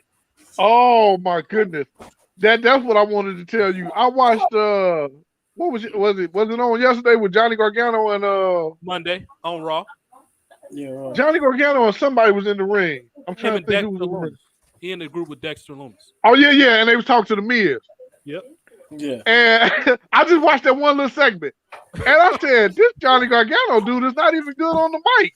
I'm like, "What is he good at?" Because I know you didn't like him. And I'm listening to him on the mic. He sounds like a fan that's trying to sound like a wrestler. Right. And I said, no.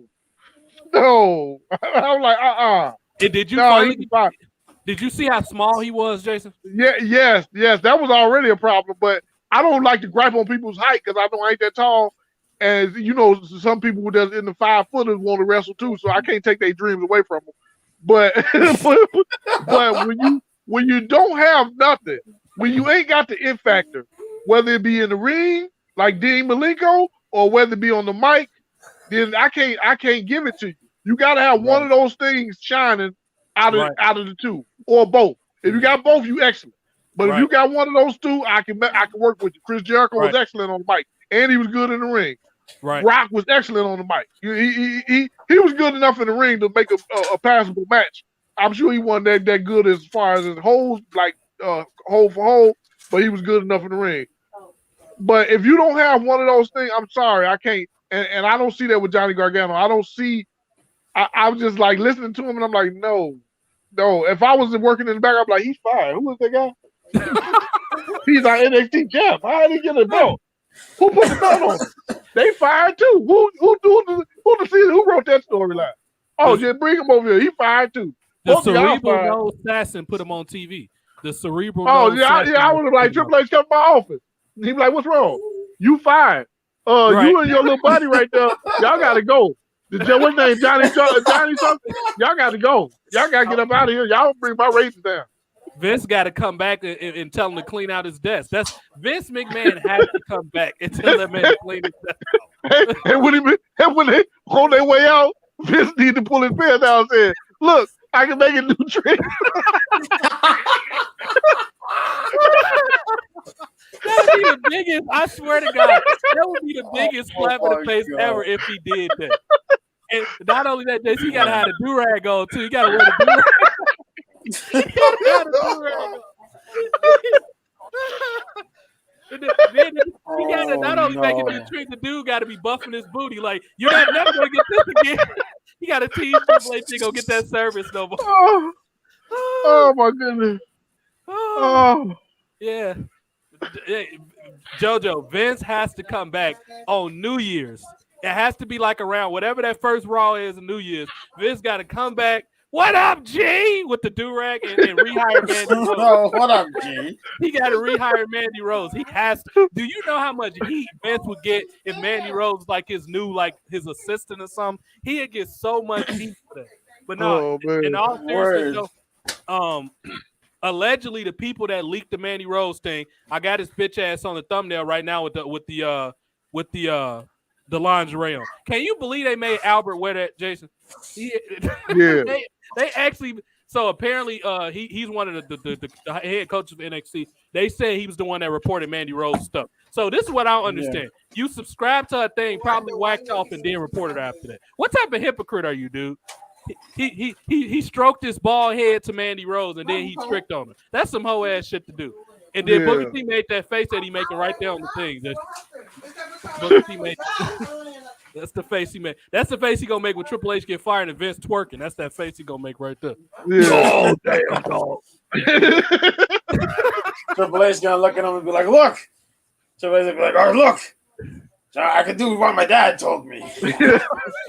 And you know what? The only thing that'll make that segment even better while Vince is twerking and making it do trick, if Booker T beat Triple H all the way to his car. He drape him on the car, hit him with the child.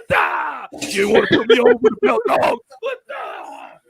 Here you go. Before you leave, I'm gonna put a No, Booker. Don't whoop my ass. He gonna be beating the shit out of Triple H. He go, rip his shirt off and be, you ain't want to put the title on me, huh, dog? He gonna beat that man black and blue. But Mandy Rose, Albert, you so bogus, dude. I don't even. You such a hypocrite. And the amount of soy cuck men that was saying that's what you get for posting, and I'm like, y'all was probably the same people that was probably illegally downloading us stuff. Like, what the? Come on, man. Like, these soy cuck dudes, man. It's just. You know what's so crazy? You bringing up soy. Word. But I was gonna say the same people that would probably complain about Mandy Rose are the same people who were like, no, keep Paige. Keep Paige. Oh yeah. What'd you say, Jay? Weirdos, bro. Go, Jay. What you I saying? was just about to say we went to the museum. Felicity had a field trip at the museum last Friday, and it was a section about soy and how it's made or how it's processed or whatever. And the first thing I thought about was the what you call them, the soy. What you call them? The soy boys. Soy boy. No, not soy boy. It was something else you just said. Soy something, whatever the case is. But I started thinking about that. And I was like, that's funny. Like I'm thinking about like soy milk and soy latte and chocolate and they soy latte. Like they chocolate and even soy chocolate. It ain't milk chocolate. It's soy chocolate. It's like fruity. It's like it's got a swirl to it or something. And that impossible meat. You know, every restaurant got impossible meat now, right, Jason? Yeah. They got impossible meat there. I tried the Panda Impossible Chicken. It was pretty good, but they charged me extra $1. I said, "Oh no, that ain't worth no extra $1. Stop playing with me. That ain't even real chicken. How you gonna charge me extra $1 on that?" I said, "I won't do it again. I will not do it again." JoJo, you know what he did after he tried that impossible? He went to the mall and went to start shopping. He went to Banana Republic and got that tight ass. And that's why I had to get off the Impossible Chicken because I was like, "What am I doing here?" Oh no! Hey, remember that picture I posted on Twitter a while ago? I had the Impossible Jerky, man. Oh my! Remember that picture I posted about? Yeah, Jason, you seen it? You seen it? Yeah. That Impossible Jerky. I don't want soy jerky or impossible in the same sentence. I wouldn't have ate it. Man, that joint is crazy, man. I can't believe it's not soy. They said, "Yo, it's supposed to taste like beef." No, it don't. It's just salty, bro. Pause. It's just salty. It ain't it. Hey, JoJo. No. Brian got a task now. Y'all know y'all got to be inclusive with y'all word to mother butter, right? I just came up with this. I had this idea last night. We should come up with a word to mother beef restaurant for real and make our own burgers. And we should come up with that, y'all. I'm telling you, a franchise. We get some in New York, get some in Chicago. Beef. Yes, word to mother beef. We go. Our first two locations gonna be Chicago and New York. We're gonna hit them up like that, and I'm telling you, we're gonna put the proper amount of cheese to burger ratio. It's gonna be the bomb. And we ain't gonna have no impossible nothing. Everything gonna be possible. You know what? Possible. In all seriousness, if we did that, you know what we'll have to do? We'll have to have rap beefs. We'll have to have rap battles at the restaurant to get the. Hey, that's fine. We can use rap battles for our commercial. Yeah, it's gonna be rap beef. But we ain't never used no Mav Hoffa. You better not bring that punk on my dog thing. I am not using Mav Hoffa. He's gonna be the face of the company. Now, it got to be him and Benny the Butcher. I don't like him or Nim. I don't know if you know who Nims is, JoJo. I don't like Nim. Nims, that's why I'm hot. No, not that Nims, the battle rapper Nim. Yeah. Oh, I know you're talking about. Okay. I don't like him either. Yeah, we're gonna have to make that happen. That'll be cold. Word to mother beef, but with rap beefs outside. That'll be cold. Yeah. Yep. Word to mother beef. And our only vegan burger is a portobello mushroom burger. Yep. Anything else would be uncivilized. That's true. And you already know who's gonna be our head security. JoJo gonna be the head security. Whoever loses got to get choked out behind a white castle. Yeah. If they put too many grilled onions on their burger, choke them out. Oh my God! I want they words the mother beef to hit the ground. You hear me? While they sipping on their soy latte, they better get out of here. We choking the fuck out. Okay, I guess for the last little piece, we could go ahead and put up this some of these tweets. And we're gonna have to do another show to follow up on everything we've been talking about. We got to do either a mansplaining or a jerk rip because people have been asking me about it. My back went out for 3 days. That's why I was incapacitated. Your back went out. What, you slipped on some grease, some shrimp grease? No, I reached down to grab something, and that was it. I didn't get back up till yesterday. Damn, that was Saturday. Yeah, he tried to sleep. That's what happened when he tried to sleep with a girl 20 years younger than him. He couldn't get up no more. I said, if you old enough to cross the street, You old enough to get it. He dropped the tartar sauce packet. That's what Yeah, happened. exactly. I told her, I said, I peeped you through that keyhole. I peeped you. Oh shit. Let's look at some of these tweets. No. So Brian get us can. That go your favorite ever right there, Jason. That go your favorite right there. The dog in the No. video stuff. Okay, let's Sasha read. Banks. What is she supposed to do in Japan? Like she the best wrestler or something. She ain't got no skill. She going against Kyrie saying that girl gonna beat the brakes off Sasha Banks probably. The one you said don't got no. What he used to say about Kyrie? He said that ain't no Asian name. What he used to say? That ain't no Japanese name. Yeah, that's not no Japanese name. Hey, he started that bullshit with Kenzo. With Kenzo, that bullshit. Kenzo Suzuki was a Japanese name. What's wrong with y'all? Kyrie Kenzo is a bullshit. Japanese name, Jay. Kenzo Suzuki would have been heavyweight champion. I don't care what none of y'all say. He would have been SmackDown. Kenzo showed up at NWA juice to the gills. Oh, yeah, he did. You know, I watched his match. I watched the match. Oh God. Yeah, when he ended up at NWA back in like somewhere between I want to say 05 and 07. Oh shit. Oh. Yeah, he had a match, and he looked totally different from the way he looked in WWE. Yeah, that's why I'm talking about. He was juiced to the gills. That man was on everything.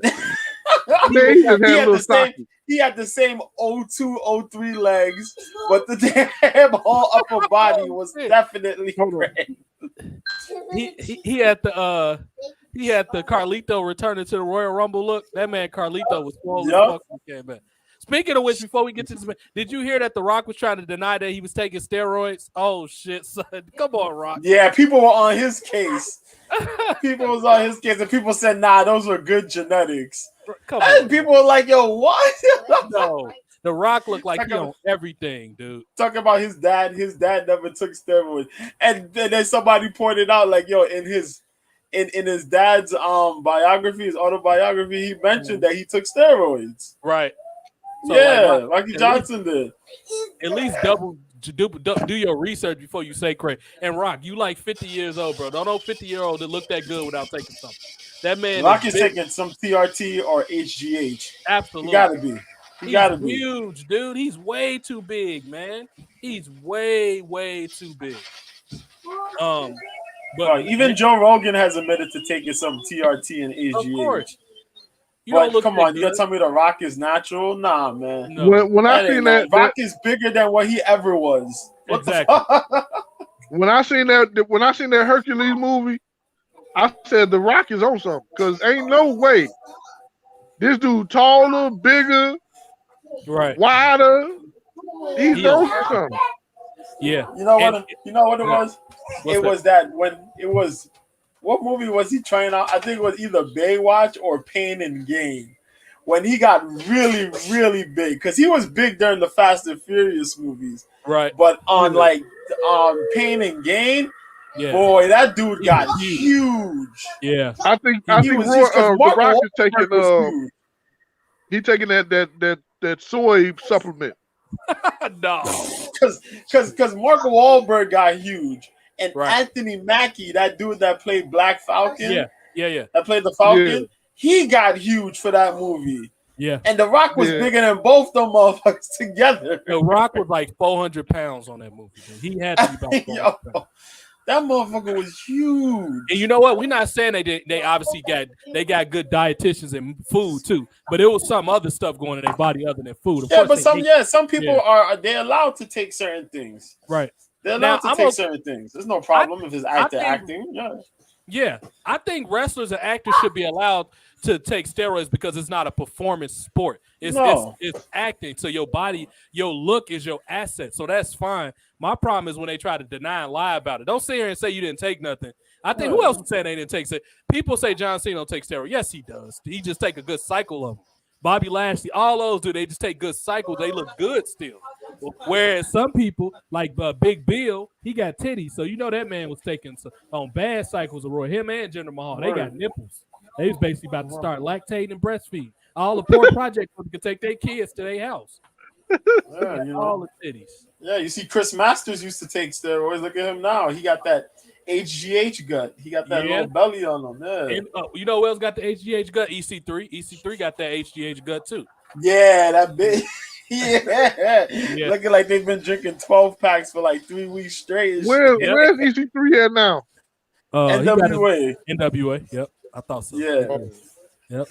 He had his but he own got thing to that control shit. your narrative for a while. He had to control your narrative with Braun Strowman, but Yeah, it was but just they the pulled the indie plug show. on that. That's all it was. It wasn't nothing but it. They should have made it cinematic. It should have been like Lucha Underground. And they chose not to do that. I think Cross would have been a good asset to have. Build that brand around with that control your narrative. Yeah, he The was, problem with wrestling- but Go ahead. and I was gonna say he was there Yeah. for a little bit, but you know, he got They signed didn't really back. do much with him though. Yeah, they didn't. Yeah, do Braun, and then he got signed, so it was like that's it. And then Braun And Strowman came back on the soy. He got the skinny jeans with the nipple rings. Like, come on, man. Oh, You ain't seen Braun Strowman, Jason? He got I tight red. seen when he came back, but I didn't really watch him. Because This they man I got told on you when I heard that dude say, "You gonna get these hands," and the way he said, I said that don't even sound right. First of all, I hate to throw the race card in there, but that's a black saying.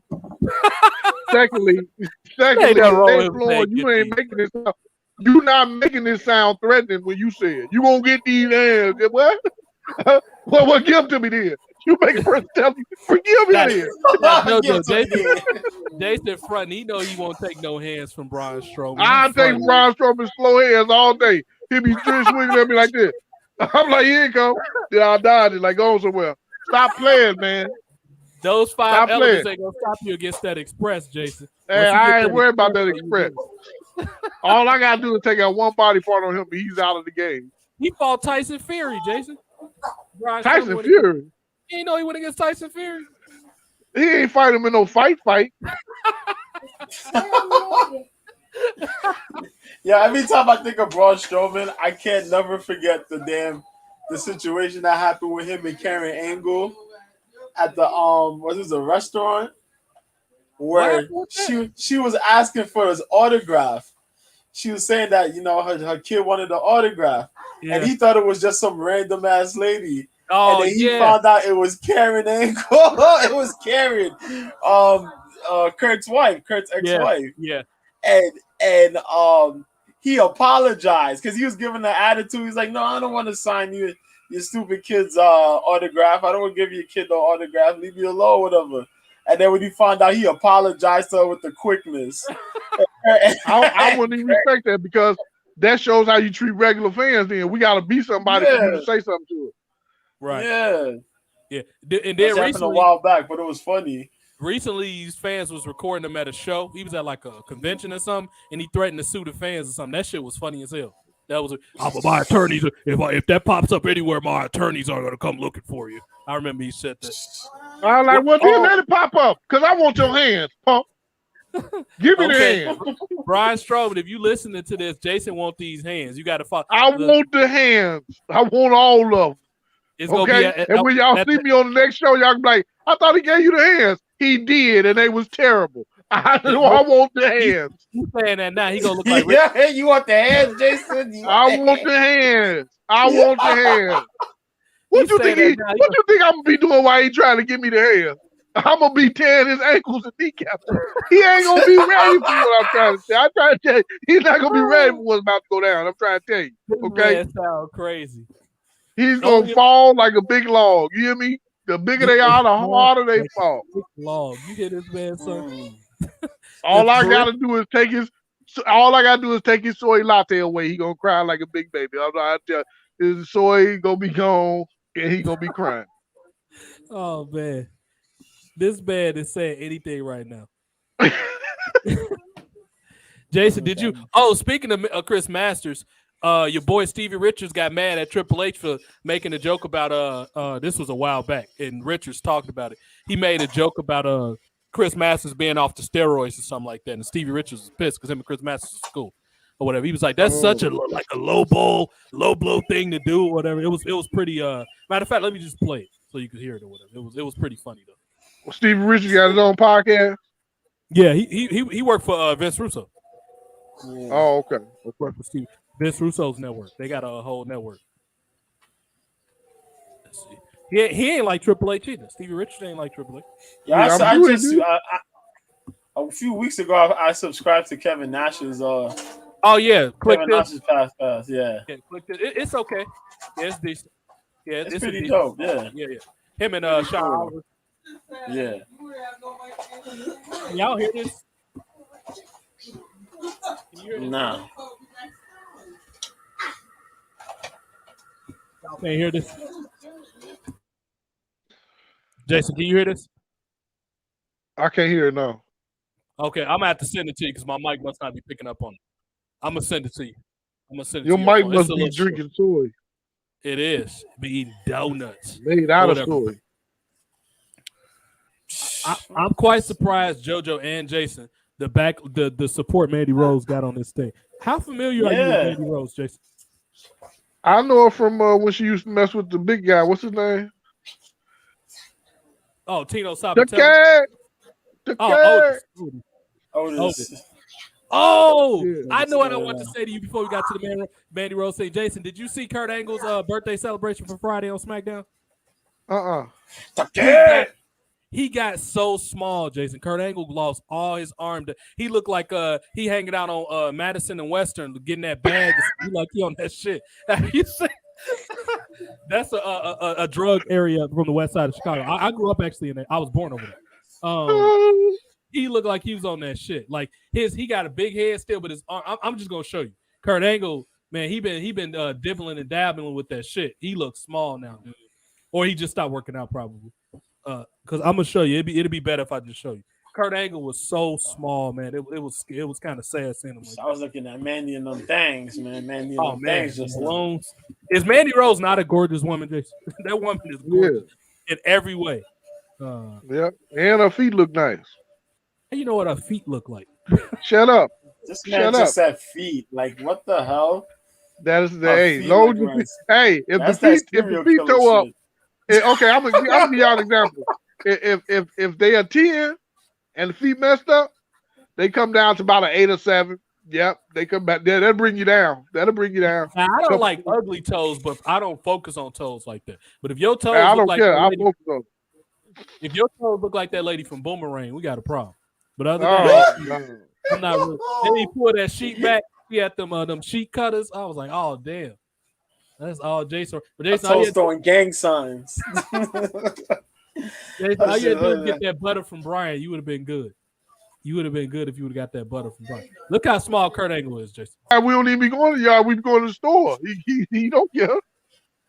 He come out. He don't. He come out with the Tuck A shirt on, huh? Yeah, I'm like, in today's society where guys wear soy clothes, where they fit, no, everybody can't wear that.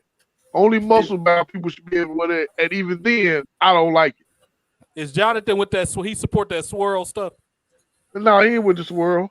He Oh. just don't. He with the just swirl. don't care. He ain't with the swirl. He just don't care. He ignorant, huh? He ignorant with an E. Yeah. Yeah, because I remember when you said, he was like, oh, John, you can't wear that. You like, Tuck in. Did he even know what you was talking about when you said that? No, he didn't know. He didn't know. I'm sure he ain't watched no wrestling. Yeah, he probably watched wrestling since Hulk Hogan was there. But So- I got a question for y'all. Go ahead.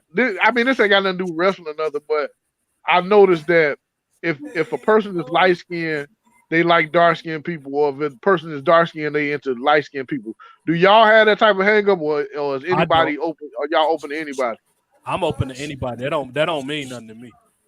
No, okay. Yeah, I can't speak for JoJo, but that don't mean nothing for me. Because I know Jonathan and my cousin, who was lighter than me, they like dark women, and which is fine. I ain't got no problem with that. And you know, my wife was dark, so Right. you know, I'm all for it. So, but I never had a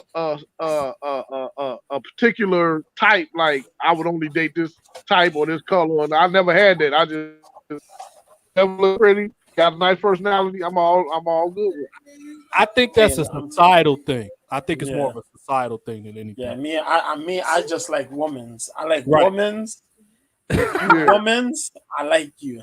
And you know Yeah. he's serious. But you gotta You be said woman. women's Yeah. stuff. You gotta put Hey, the what Z else? on it. Right. Yeah. Just like the women that like him fight men, see like women's. I mean, it is what it is. You know, nah, I'm the same way. Like you got to be a real woman. I ain't talking about Trevor the tranny. I ain't with all. Oh no. Oh no. I ain't That's with what all. I mean. Like, yo, I ain't with all. I like women's. I remember I almost had to put my hand on one of them one day. I was walking down the street. I was walking down Michigan on 115th. And this is I was a little younger. I was still in my parents' house around this time. I was probably about 17 or something like that. And I was walking down the street, and one of them came out the crack, and it scared the shit out of me. I almost slapped it because I was coming from I think I still might have been training for wrestling around that time in high school, college wrestling. And I'm walking, cooling off. I had just finished running, and this person come out of that scared the shit out of me because it was kind of dark. And came out the thing. He was like, can you come behind the car for a second? I'm like, what you trying for what? I thought she trying to jack me or something. She said, I'll make you feel good. I said, man, if you don't get out my face, it's gonna be a crime right now. Yeah, Trevor the tranny came out, Freddie the fag. I was like, I ain't with that shit. He came out tight head and switching. I'm all hell. He ain't with that kind of swirl. He gave you one of them Holly Monster Ball says. I want to make you feel. Oh hell no! I remember that too. Oh, did you see that game? Did you see that movie, The Crying Game? Hold on. I'm gonna answer that with a yes. But remember when it came out? I was a kid when it came out. I don't know what grown up had me watching that with them because I know it wasn't my mother that rented it. Right. When that scene came up, it messed my whole mind up. I said, "Oh, this is a squirrel movie." What? And I know this movie. Hell no! I'm sorry, y'all. I immediately stopped watching that movie at that point. I don't even know what happened at the end. I stopped watching. I said, "Oh no, you got me watching a squirrel." Oh no, you ain't about to get me that thing. Game was something different. Oh yeah, the Crying Game was different, bro. Yeah. Oh. The minute I saw him pull those pants down, and I saw that pube hair. I'm like, oh hell no! I was traumatized. No.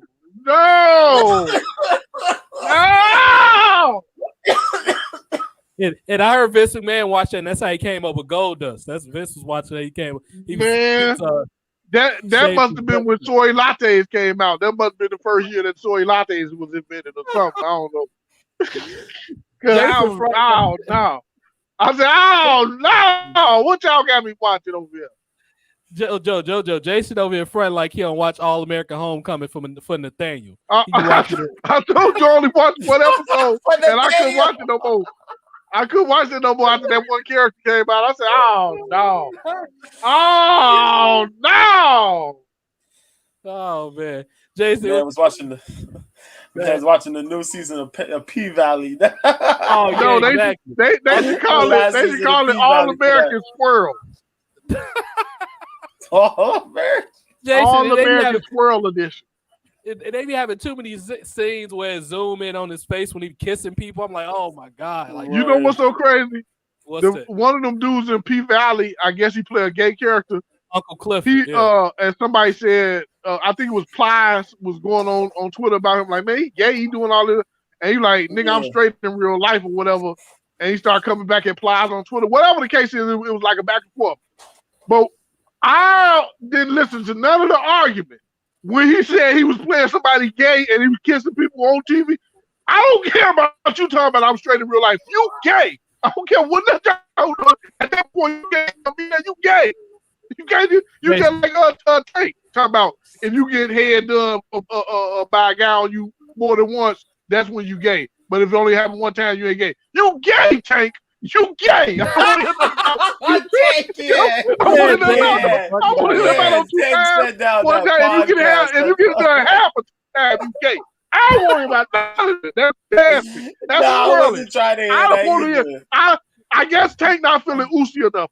Cause that nigga's gay. I'm trying to tell you. Marissa just popped in. She said you clown. Gay. What's up? What's up, I didn't know Tank said that, but that is some sus. Yes, Tank said that. He said that. What was like? It was just like a while ago, not that long ago. So now we know who we talking about. We know who Tank talking Kim about in the Elliott. music now. What was that song he made? He got a couple of popular. What was that last song Tank made? That was real popular. It wasn't Give Me That Green. There was another dude that made when we make love, that song. Oh, yeah, when we touch. You know who you're talking about. Yeah, that song. I was liking that song until I heard Tank say what he said. I stopped playing. I said, "Oh no, no, it's got to come about. I am not with the swirl. I'm not feeling Uzi. I'm not with the swirl. I'm not playing again." This man talking about I'm not feeling Uzi. Oh god, Yeah, man. Uncle Cliff. Yeah, he was talking about Uncle Clifford. Now, dude is straight and real. And the thing was, you playing as, I guess, what they consider a non-binary character or whatever. Cut them damn dude sideburns. I wouldn't even be attracted to a woman that. Can you imagine if a woman had facial hair? Like, even if she was feminine, look. Imagine like who was a bad chick? Like Beyonce or something with sideburns. Like, come on, you forget how facial that woman is. When we get on here, we talk about the gays and the trans and stuff like that. Okay, I want y'all to get something. All the fans, whoever watch this, don't nobody care what you do with your life. We're not saying don't do this, don't do that, because you do whatever you want with your life. You grown, you do whatever you want with your life. But don't act like y'all didn't create the third sex, because y'all did. You can't say you a woman, and you can't say you a man. You can't be out here with a full bushy mustache, woman hair, dangling out, and get out of here. You a man woman. You something else. You didn't create a whole. It's just like, okay, I'm gonna give y'all an example because I like to give analogies and stuff. If you make let me see, I'm trying to think of a dish that okay, let's say make butter cookies. Butter cookies got butter, sugar, and flour. No. I'm giving you an example. Butter, sugar, and flour. That's the ingredient. If you put cherries or whatever in there, you add something extra in there, you didn't change the recipe, meaning you made something different. You did not make butter cookies now. You changed the recipe. You have changed the recipe with a bushy mustache and a girl lock. You are they should have a third bathroom. Man, woman, world. It's just that simple. And all y'all need is a little viral symbol from what's that movie with the dude that be putting people in traps? And they got to get out. What that movie? Saw, yeah, the little spiral symbol you got in there. Yeah, they put that on their doors. Bathroom. Yeah, that'd be the third bathroom. It has stand-up stalls with sit-down seats. You hear this man? He's crazy. He's crazy. Man is bugging out talking about with the swirl. But that was a good. I like how he used butter cookies. That's an analogy because Brian gonna have his brand of butter cookies, but he got bacon in his. So he changed. They're gonna be called masculine butter cookies. That's what they're gonna be called. Man butter cookies. So yeah, I mean, he making a good point. Now, a woman that even a gay dude got to be attracted to is this woman, Mandy Rose. Oh, dude. And then again, another question I got for trans out there. I'm sorry, I keep running on this. Go ahead. But trans people, who do y'all want to be attracted to y'all? Do y'all want gay guys to be attracted to you, or straight guys, or do you want women to be attracted to you? I don't know, but you created a third something, whatever that third thing is. According to them, they don't want to be put in a box. That's what non-binary is, apparently. Whatever, man. Whatever. Binary is something in space. I don't care about none of that. That's when you get power. That's when you on third rock from the sun. Nobody cares about none of the words. You created something as a third thing, okay? Oh God. Oh my God. This man Jason is wild. Pretty soon they're gonna have enough where they kind of do. Quincy Elliott is kind of a remember the heavy set wrestler I showed you with the androgynous look? That's kind of their non-binary character right there. Because I think he's as far as I know, come up with a non-binary wrestling organization, and they have 5 stars. Yeah, they probably would. I'm pretty sure they have 5 stars. Yeah, it'd be but yeah, I think they call it non-binary or something. I try not to keep up with it. It's too much. It's too much of a headache to keep up with. And yeah, they want you to relearn. They want you to relearn science to appease them. Now you need to go back and check your biology book because trans is a thing. No, it's not. But Jason, do you remember when you was still accepting people just being regular gay? Like when dudes started wearing lip gloss and stuff, you were still processing that as you came of age. Now you gotta Yeah, come up. I'm gonna tell you the truth. I have never been comfortable with a dude acting like a girl. I've never been comfortable with it, and you can't make me comfortable because it's just not natural to me. And people can say, "Well, you need to accept it." Whatever the case, that's why I don't be around them. I'm not telling them how to run their life. They can do their life how they want to, but I am not comfortable. And people like Gabrielle Union, when she say little smart stuff like, "Well, maybe you gay" and stuff like that. No. When Boosie, because she went on a Boosie because he kept talking about their son or whatever. Yeah. Just because a person telling you not to do it because he's making a decision that he's making at 12 that a grown up should be making, you can't call him gay because he's bringing up something like that. Like, he just kind of telling you, like, you letting him make decisions that a grown up should be making. But then again, Boosie shouldn't be commenting on your family. He should let you do what you want to do because you're gonna do it anyway. Right. but you trying to act like you don't understand where he come from when he say what he's saying. You act like he bashing gay people, and that ain't what he's saying. He's saying you letting this 12-year-old make grown-up decisions. That's what he was basically saying. If you listen to him, they don't want to listen to what you're saying. They want to take certain words out. He said this. He said this no matter how he said it. What he meant at the end of it was you letting a kid make grown-up decisions. Yeah. Yeah, that's a good point. I had to switch the it's logo. It's just like when they talk about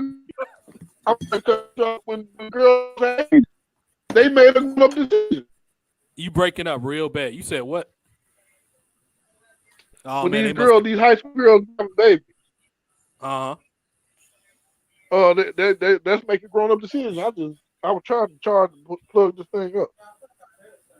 Yep, that's true. He made a good point. I mean, it like you said, they need to get their own league or something like that. They need their own whatever. You know what I mean? Yep. Because people, I was watching a video about why games got so bad, and it had a lot of the stuff you talking about, the forced narratives. Pretty soon, it's gonna be mandatory to have what they call a non-binary in everything. They're gonna be in everything. And Jason trying to front like he don't have Abner. So if your son's school, let's say your son's school, Jason, came up and offered you $10,000, but his tutor got to be down with the swirl. You got to meet up with him every day. You want to take that money? $10,000 for what? For your son to have a swirl tutor. He come to your house every day. He tutor your son. What he tutoring him on? School stuff. School stuff? Like, what are they talking about? What are they talking about? He educated them, but he got on heels. He looked like Uncle Clifford. No, now that you said that, no, you're not coming. You come to my house in heels, you can beat. I'll beat the brakes off. Get out of here. What are you doing? You're not about to come here and confuse my child. Like, no. We trying to get him on regular, normal stuff. We don't need all this extracurricular activity going on. No, take that off somewhere. It's offensive to not call these people normal. They're not normal. They're not normal. People get mad. People get mad and stuff, but soy lattes are not normal because they do. They're not. They weren't drinking them back in 1950. They didn't have no soy lattes. They just came out with that in the 2000s. That's new. All this swirl stuff is new. Now I ain't saying it wasn't gay people back in the day. They were someone and brash about it and wear high heels and with their mustache still going. They weren't doing all that. Okay, this is new. Okay, this man Jason is on another level right now. All right, let's try to some boy brain this back before people like I don't know report us or something like that. I was speaking of which, one of my videos, the other JoJo, I didn't know because I don't go check my analytics every day. I check it like once or twice a month. I went because I was making sure there wasn't no copyright strike. I had to trim that segment out if it was, so the video could get monetized. So I was looking yesterday. Do you know our Survivor Series video? And this is probably big ass nose Triple H or somebody that worked for him. Do you know they put a copyright strike on the Survivor Series video talking about it was misleading and hate speech? They actually fucking put that on there, and I looked yesterday, and I had to appeal the thing, so it's gonna take a couple weeks. But I didn't even notice that video was fucking last month. You know what I mean? That was so long ago. They put a copyright strike that said it was misleading hate speech for Survivor because we said the show was bad. Can you? This is where we are in the world right now. This is what we got to deal with. This crazy. Yeah, I didn't know until I went to look. I didn't know it was there because usually they email me or something, let me know when. But they didn't. I didn't get nothing sent for it, and I was like, "What?" But this is the times we live in now. All this protest against Elon Musk and all this crazy crap. Mandy Rose getting fired for being beautiful. Just this craziness. But she got a lot of outpouring. Yeah, a lot of people looking. Yeah, a lot of people are with her, man. They want her to come back. Yeah. She was one of the best things to happen to NXT, man. For her to go down there, get the build, Toxic Attraction becoming the thing. You know what I mean? For like a whole year and change. It became the thing. So I was like, yo, how you're gonna fire her because she's making money elsewhere and you guys can't get a cut of that. Now I want to zoom in on this for a second. Now you talking about You women? know what we're dealing with? Negative thing right here. What's that? You know how they say, I don't know if you ever heard that song, Age of Aquarius or whatever. But I'm familiar with the concept. We're in the age of grown kids. And let me explain. Go ahead. All these grown-ups are all sensitive, and they can't say they're not, because as soon as you say something, or he says something hateful, block him on Twitter or take his page. Everybody's got so thin skin that you can't say nothing about them. You can't joke about them. You can't say nothing about them, or you blocked, or your career done. You dealing with a bunch of grown-up kids, and then they want everybody to get a gold star, pat on the back. No, what happened to hard work? What happened to actual talent? You just being talented enough to get that gold star. No, everybody should get a gold star. He did this. He's the first black this. No, ain't no. At this point in history, I want black people to hear this part. There's no first black nothing no more. At this point in history. So please stop saying the first black superhero. No, Blade was. If we gonna go back, we're not gonna keep playing this. Meteor Man was. We're not doing all this first black nothing no more. Stop trying to do. These people trying to get up here and trying to get shine for something that they didn't do. They trying to act like they made history. You didn't make no history. None of y'all made history. You understand what I'm saying? You're not going to be in next year's history book. You understand what I'm trying to tell you? You're not going down the history and written down as, oh, they did something important. They came out with the Swirl movie. That's not going in the history book. You know what I'm saying? I want y'all to understand. First black Swirl movie. We're not about to do that. You see the first white Swirl movie, then bomb. So there ain't no point in even you doing that. Stop playing. Y'all just gonna go stop for nothing. Stop playing. Y'all not talented. There's a bunch of talentless people and a bunch of people that ain't worked hard for nothing getting positions that they shouldn't be. Did this man hold on, let me take this phone call. Did this man say Meteor Man, Jojo? Yeah, he's that Meteor Man, all right. Still Meteor Man out there. This man said Meteor Man. I done heard everything. That's a hood classic right there, Meteor Man. Was that Shaq that played that? Nah, Robert Townsend. Oh, okay. What was Shaq again? One of these some superhero? Steel, right. That's what Shaq Steel. Steel is from Superman, so he wasn't the first one. I think Meteor is either Meteor Man or Blade or somebody came out first, but it wasn't none of these other ones that they. Yeah, it was like Meteor Man. We had like Meteor Man and like Black Man, and then we had. Well, Blade was the first Marvel. Yeah. Okay. But like at the hood movies, we had like Blank Man. We had like Meteor Man. Yeah, we have. Well, Blank Man and Meteor Man were more comedies, but if we going by superheroes, we'll say that they was the first black superhero. Well, actually, Handyman was the first black superhero. If you want to go a little bit further back when In Living Color was going. Because Handyman used to be like, up in the way. And he jump out the window. And he fall out the window. And he start never did to make the power of the handicap. He used to let people know.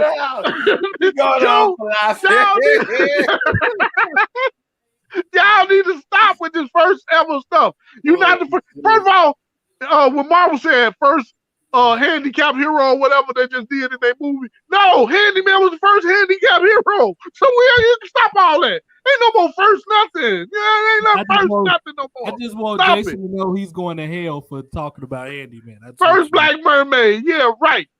Ain't no nothing. No. Well, no. Little Mermaid should be white anyway. You ain't seen nothing yet. Wait till they make 007 into a black lady. They get out of here. They ain't the first black spy. Man. Now you about to make me go watch The Living Color for real. I like Homie the Clown. That was my guy. Homie don't play that. Yeah. Now this one right here, you talking about woman empowerment. This is the first negative, and that's why I stopped right here. This is the first negative comment I read about from Sandy. She said, "Why are people asking for hashtag justice for Mandy Rose? There's a contract for a reason. She chose to break the rules, deal with the consequences. Plus, if she makes more money on a different platform, then what the F are you complaining about? Go make that money elsewhere." She must be mad because Mandy Rose making more money than her. That's what this is. Because I'm pretty sure if you look this girl up, she got a naked Instagram somewhere. All these women that be sitting there talking about Slay Queen and women empowerment, all of them got bikini photos on their Instagram. I don't understand what y'all. Yeah, it's like 90% of these women be like, "I'm not on there," and they have an OnlyFans page. You own that. You own that. Stop saying you're not on that. It's all these people is killing me. And I know we know because Jason broke the record for the amount of subscriptions for free OnlyFans. You ain't lying. You ain't lying. He built up I be on the pages for real. Like, let me see what they got. Bow. Jason, I hate when I pay some money and the page ain't hitting on nothing though. I'm like, no. Always, they be having these prices. And a lot of them be hot chicks. They charge $5. On the contrary, it's women out here charging $40, $50, and they got project scars on it. Like, girl, like I don't. Anything over $10, I'm not subscribing. I'm sorry, I can't do more than that. And I'm only keeping it 1 month, so that $10 is the only thing you get. I'm trying to see what your goodies look like real quick. Right. I'm not paying no more than $10 to see what your goodies look like. I'm not about to do all that extra stuff. Y'all go on here with that. I done heard some of these prices be absurd, $40, $50. I'm like, what? And these be like regular women that you can see down the street or something, standing at the bus stop. Like, you know what I mean? Yeah. Sucking on the lollipop. Now I heard standing at the bus stop sucking on the lollipop. I heard Mandy. I heard that somewhere. Look at the way she looked though. When you look the way she looked, and then I heard I know people. I got a friend that got this stuff. I'm obviously not gonna say who he is, but I got connections of people that actually got her thing. I don't pay for that stuff, and I'm the biggest Mandy Rose. It ain't no way I'm paying no $100-some for nobody. It's just not gonna happen. No, I definitely ain't doing that.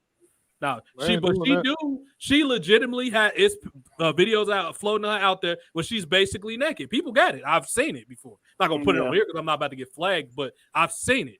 But she charged a lot for it. But then again, when you getting what you're getting from her, because she's a high price commodity right now, and her getting fired probably gonna make her more relevant because now everybody probably about to be bidding for her service. She's gonna be on OnlyFans. Only other person. I will show y'all this. And this would be worth getting a thing over. She ain't naked, but she might as well be. Hold on, let me show you. I think I got it. He's gonna get flagged at the end of the thing, no matter what I said.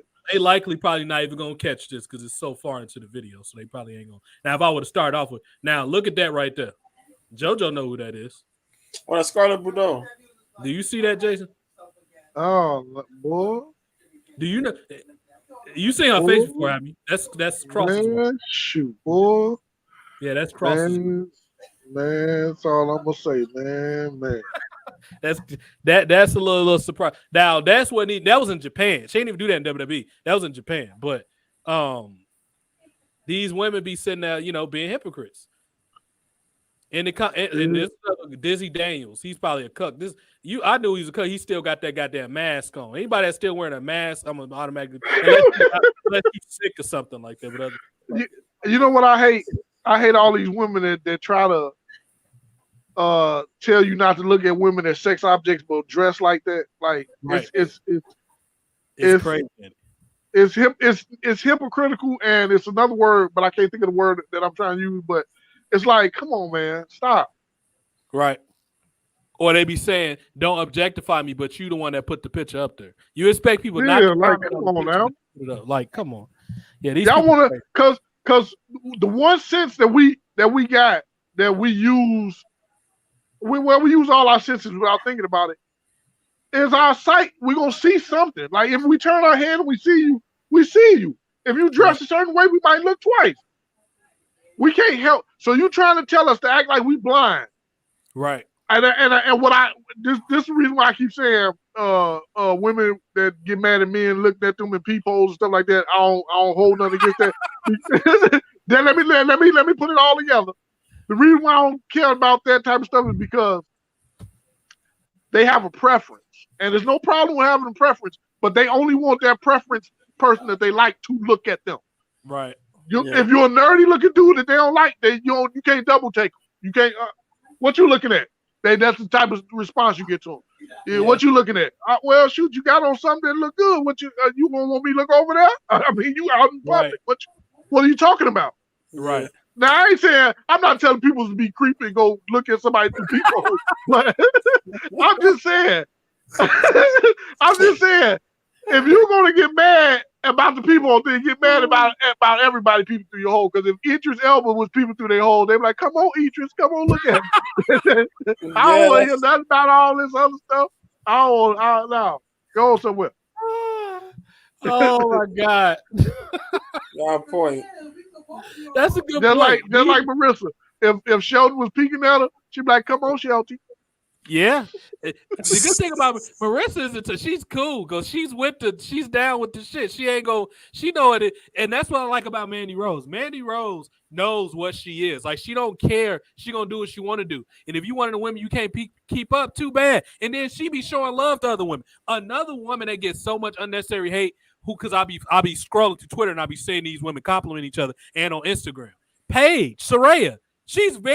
People think she's stuck up and a bitch. No, she's the opposite of that. The Bella twins are cool too. Surprisingly, the Bella twins are actually cool. People don't think they are, but they are. They supportive of other women and all that. Now, the people that cause the problems is 4 horse-faced women, except Charlotte. Charlotte's not a problem. And Becky Lynch not either. Becky's cool. But Bailey and goddamn Sasha Banks, them two right there are a goddamn headache. Both of them are, especially Sasha Banks.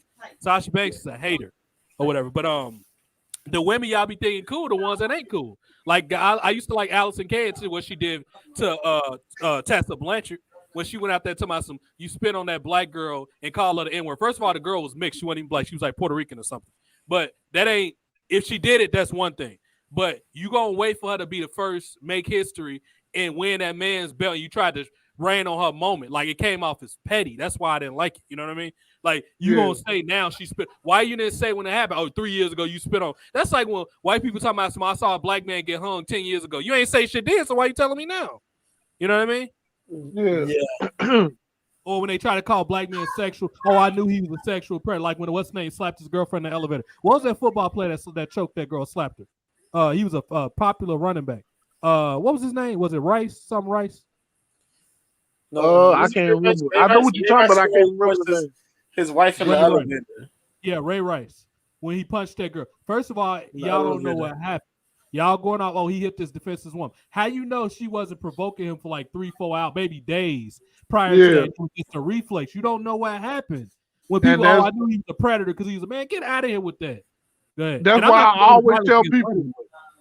That's why I always tell people, no matter what a person look like, no matter what a person is in your mind, they can be a nerd, little punk, little whatever. In your mind, everybody has a limit. Right. Just about everybody has a limit, and you're gonna push that limit, and then bam, when they do something, now they looking like the villain. Right. When we don't even know, because don't nobody record the stuff that happens before. Right. They always record the incident. Right. Oh, now we see that, oh, he hit her. Oh, he went crazy and hit her. Oh, how you know he went crazy? How you know she wasn't the antagonist the whole time? Right. And bam, she got, just like the bus scene when like, you going to jail now. We seen that whole video. We see her spit on him first and then hit him. So she did 2 things to him before he hit her. But as soon as he hit her, oh, she's a woman. Oh, now y'all standing up. You should have stood up when she spit on him. Yeah. Right. When she spit on him, you should have stood up. It was fine and dandy. It was fine and dandy till she got hit. Right. Yeah. That's always the case. And like I told you, with the girl fighting the dude in the bodega, first of all, she wasn't even getting beat up that bad. She was a thick, plus-size girl. She was hitting that dude all the day. They was fighting, basically. It was a fight. That wasn't, oh, he beat a woman. No, she was punching him back. But all the comments, oh, he wrong. All the guys staring there and watch it happen. She followed this man in the store. He was trying to get away from her. And then when she got chin checked and knocked over that freezer, it was a different story after that. Yeah. He was trying to walk away from her. your big swole soy boys that want to run them like, why you hitting that woman? Like, get out of my face when you get hit too. You ain't see what happened beforehand. Right. The worst thing you can do is try to be a hero. That's what get dudes killed all the time or get you hurt. Like I don't know if I told you about this. I ran up on one situation where they was a teenage couple fighting, and the boy kept trying to slam the girl to the ground. And my mother and my sister were like, no, leave it alone, let it go. I was like, no, because I don't know if this is what you call that, domestic situation, domestic thing, or if he really be beating on her, whatever the case. I ain't run over there to take no sides. I just ran over there. Well, the first thing I said was, what's the problem? Dude got scared and said, ain't nothing the problem. And he walked off in a different direction. He dropped her and walked off in a different direction. Now, it was 4 of them. And 2 friends laughing at it, and them 2 was fighting. Well, she wasn't really fighting. He was just grabbing her, slamming her. Yeah. Now, when I came there, the girl had the option to walk the other direction to get away from her now. Now, you can say she walked and followed him. I said, at that point, I turned back around and went back across the street. Because you want it. Go ahead and get beat up there. I tried to give you a way out. I'll just ask what happened. I wasn't telling dude why you grabbing up on her, none of that. I didn't ask none of that. I just said, what's going on? What's the problem? Because she could have made him mad at that point and he started grabbing her. So I'm trying to go there with I'm not taking those sides, but why y'all fighting? Because if I didn't go and somebody else stopped, like a truck driver or something, because that was the main street. Yeah, because it was like trucks and stuff going down that street. They would have tried to fight the dude. Like, why you beating on that girl? Like, trying to come fight him. Yeah. I gave him an option to, like, tell me what happened. Right. Yeah. You got to be careful with situations like that because people, luckily that dude ain't had no gun and no knife. You would have to try to get one of the 5 elements. You would have to use metal to melt that gun he had. I'm not worried about that. My 5 elements is straight. I'm good with mine. He would have to use fire to melt that metal dude had in his hand. And it would have been melted. Because first of all, he was grabbing up too hard to have anything else in his hand. He's not quick draw bro. He wasn't gonna make it to his gun. That's all. Now, who I thought handled the situation like that well was Jay-Z. When what's Beyonce's sister Solange? How you say her name? Solange. When she was hitting Jay-Z on the elevator, he actually took it pretty good. You know what I mean? He sat there and because he knew he was in the wrong. He had did something wrong. He had cheated on Beyonce or something. She was like, "Why you do that to my sister?" She was just taking up for her sister. Yeah, but Jay, he handled it well. Because some guys, when they probably would have tried to throw it down. Or he handled it pretty well. Did you remember JoJo on Family Guy? They satirized that when Peter was like, "Whoa!" He was on the elevator with Jay-Z. Did you see that clip? That Family Guy clip? Yeah, I did. That was pretty funny. Yo. Now let's get some we almost never get to get on here. Let's get some Jason Judgment in. We're gonna play a couple clips, and this is how we end the show. We'll play a couple clips, and it's almost dinner time. Because I gotta pee. We did 2.5 hours, man. Okay, I gotta pee. Yeah. It's like a kid. Right. Let's get Jason's Judgment. Now the girl I didn't say pee. I just said pee. I said 1 pee. When you get grown, you say 1. And Brian, for the record, we don't say cock over here. We black. We say come get this dick. We don't say no cock or whatever. Yeah. We don't say no come get this dick. We black. I'm like, come get this pee. Come get this penile implant. Only when he dressed as Brandon P. Hart. Holy shit. Yo. Jojo, do you think Tony Khan gonna make a play for Mandy Rose? He'll probably try to. And it depends though. It depends because considering how things are going and the fact that they fired her, but WWE hasn't made a full announcement that she's gone, that she left the company. So it lets you know that like they're disciplining her, but there's also a chance that she could come back. Yeah. So we'll just wait and see because we had this situation with Zelina Vega. We had something with where we had the Paige situation. Yeah, I got a Twitter. And we had the Zelina thing. So right. We'll see how that works out. He's jaw. He don't even use it, Marissa. You better off talking to him on Snapchat. He barely be on there. His last tweet was about 2 years ago when he was talking about I'm tired of these wrestlers not wearing these belts or something like that was the last thing he tweeted out. That was hold on. Okay. That's the last thing I tweeted. Don't worry Yeah. about it. I'm gonna tweet something today. Yeah, I know. Mia with the so we gotta wait and see, man. Things could change around. She could probably show up on SmackDown, and this will all be some contra thing. Who knows? Who knows? I hope she shows up on SmackDown. It's an angle. That's what I'm hoping. So Jason, the person that's in the backdrop on or in the background of JoJo's thing, that's who beat Mandy Rose for the belt. Now she's green to me. She needs a lot of work. She's pretty and she cuts a good promo, but that's Roxanne Perez. She beat Mandy Rose. Booker T student. Yeah, she was trained by Booker. Well, you see her wrestle, you ain't gonna think she was though, because she needs a lot of work in that department. I think Linus would have been better for a lot of reasons. Now let's do Jason's judgment. We're gonna show a couple clips of stuff, and we're gonna get your judgment. First of all, I'm gonna show you some of these AEW clips. AEW Winter is coming. There was some stuff up in there. I was like, come on now. Come on.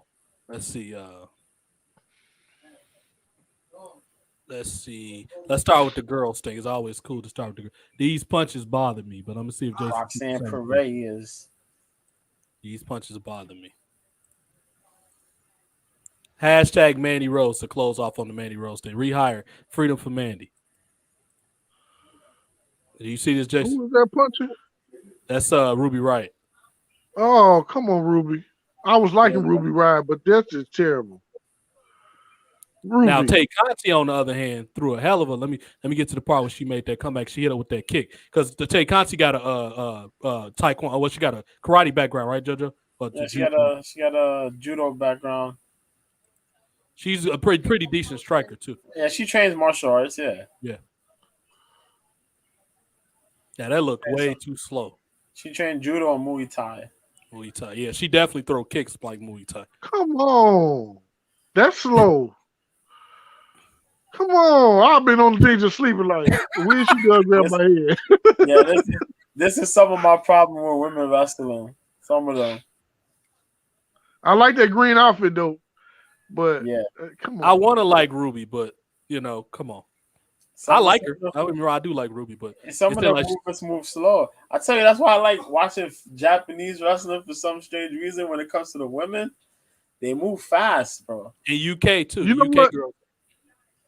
The women in wrestling move like they already winded. They come to the ring. Yeah, they Some of them, yeah. Marissa. Yeah, he don't really be on. Jason don't really use Twitter like that. He said to take up too much on his phones. That man don't be on Twitter. I gotta send a bird to his house for him to get on Twitter. He do not be on no goddamn Twitter. I'm like, who is this ringing my bell? Now watch this kick Jason, from Tay, because she's the one with the martial arts background. Watch this kick. She threw a good kick. You saw that pump kick? That was a good kick. Now let me go to the Brian Cage match. This is one that bothered me right here. Where's Brian Cage? He the big buff dude. You see Brian Cage? You see how buff he is? Oh yeah. The big. Yeah, I remember him. Yeah. I remember him. Now this is now I like Jack Perry, the guy he's going against, but and he's not going down, so this part is okay. But wait till you see some of the other spots as they go along. Because he's trying to not. That's good. He ain't go straight down, so that's fine. But they was hitting like finishes on each other, not even pinning each other and stuff. It was bothering me. Yeah. Let me get to some of the because they was down for a while. That was. I like that one. I did like that. This was dope too. Like that looked like finishing moves right there. Yeah, that is a finisher right there. That is a finisher. Who is that? Prince Nana? Yeah, that is. Yes. The fact that you know who Prince Nana is hilarious. I didn't even know you knew him. Yeah, I knew him from Ring of Honor. Nana's that dude, man.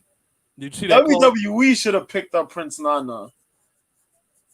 He would have been comedy. He could have been with Shelton Benjamin them or something. Look at this.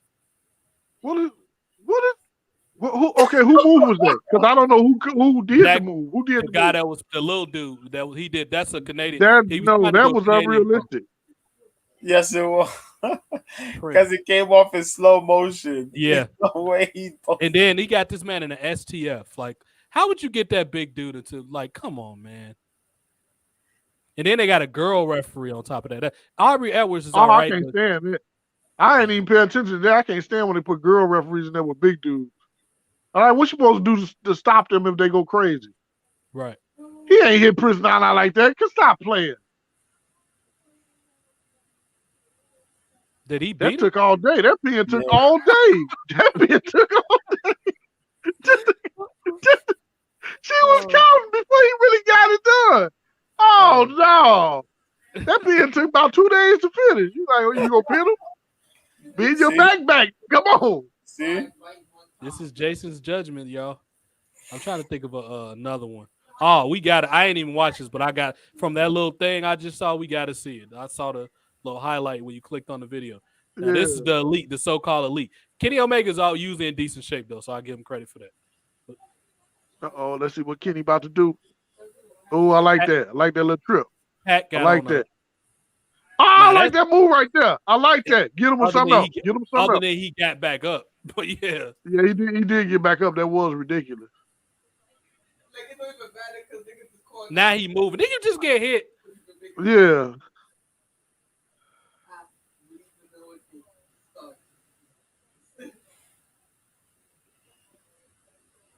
Brain buster. Now you doing the fall down like you hurt. you just ran on all his other moves. And keep in mind, this feud, Jason, is a best of 7 series, so they got to wrestle like 3 more times, 2 to 3 more times against each other. And what does this dude wear? That's the Young Bucks. Air Force Ones with some bad jeans on. Now watch this right here. Now, La Parker hit him with the thing, boy. La Parker, that's Pentagon. Oh, I'm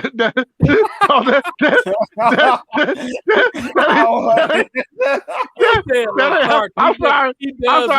That ain't La Parker. That's La Playground. Right. Look at these moves. That's too many moves, man. There's too many moves. When you gonna stop? Okay, that's it. What else you gotta do to him? And if he kick out of this, I'm done. Well, he kicked out. Okay, turn it off. Turn this. Almost cut this video out. Turn this off. How you do 15 finishing moves on him when he kick out? That ain't suspenseful. That's some bull. That's some unrealistic bull. That's why I don't watch AEW, because there's a bunch of bull on there. I ain't about to watch this. Jason's judgment. Oh, he on AEW now? Cesaro? He's been there for a while. Yeah. Oh. Yeah, he's been there for a little while. I think he one of their champions, Ring of Honor champion or something like that. Yeah, he's one of them 300 belts that they got. Oh, you gotta show him the Jericho match. Oh, Jericho, the young cat? Yeah, where is it at? If you can Let me try to find a shorter one because that match is too long. Or just is that Cargill? Yeah. Cargill, yeah. I can't stand that name. I can't stand that name. How you say Cargill? Cargill. I can't stand that name. You mean Cargill, bro?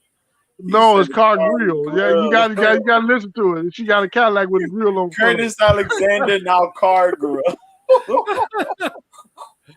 Oh shit! They go Jericho, bro. We probably gonna get. I'm probably gonna have to chop this part out. They probably gonna flag the video but it's all right. I'll cut it out later on. Who was that he fight? That was the funniest thing. They didn't even give this dude a nameplate. They can't give Chris Jericho's plate under him. Some rookie dude that went against Jericho. Yeah. Why would y'all put this bogus little? His name was Action Andretti. This was Action Andretti. You trying to put him in a lion tamer? That's what Jericho used to call when he was in WCW. He's called it a lion tamer. Yeah.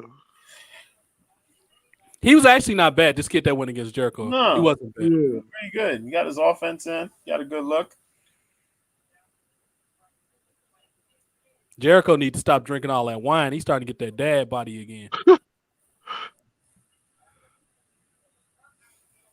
Why do these dudes think that you got to do all these little people moves to be a wrestler? Like, everybody don't have to be a high flyer. You can be a technician too. You can be a brawler. It's different styles. He just beat him too. He beat Jericho with that weak ass flip thing. Yeah, he beat Jericho with that. But Kenny Omega got 20 finishers put on him and a top rope splash, and he jumped up out of 2 counts. Get out of here. Get out of here. Baby Boy took 2 days to pee in Big Man and he got the 3 count. But Kenny Omega jumped up out of Was that this fight match wasn't supposed to happen?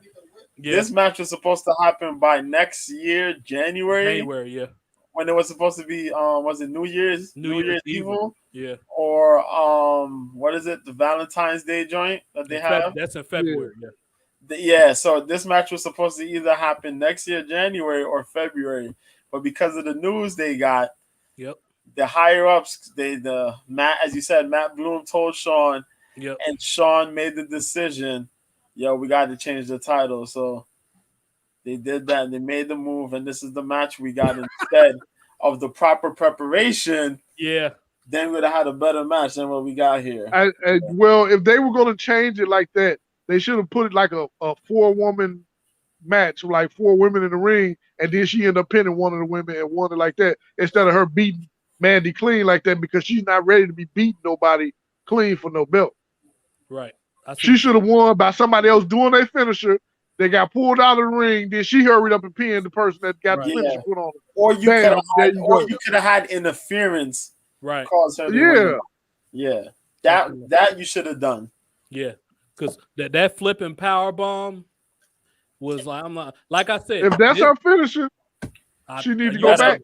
But you need a better situation for her to pull that move off, then I get the pin. So you get the top rope. Yeah. And this do it off the top rope. This not a tear down to Perez because I actually hope he does well. This is not me tearing. It's just she's not ready yet. That's the only thing. I like she cut her back and forth with Grayson Waller, which I got to send to Jason, was good. Grayson Waller. So we ain't telling the background of this, JoJo. The Mandy Rose. A lot of coincidences happened that led to her winning that title. This happened Tuesday. So on the 10th, they had their pay-per-view. It was called Deadline NXT. Yeah.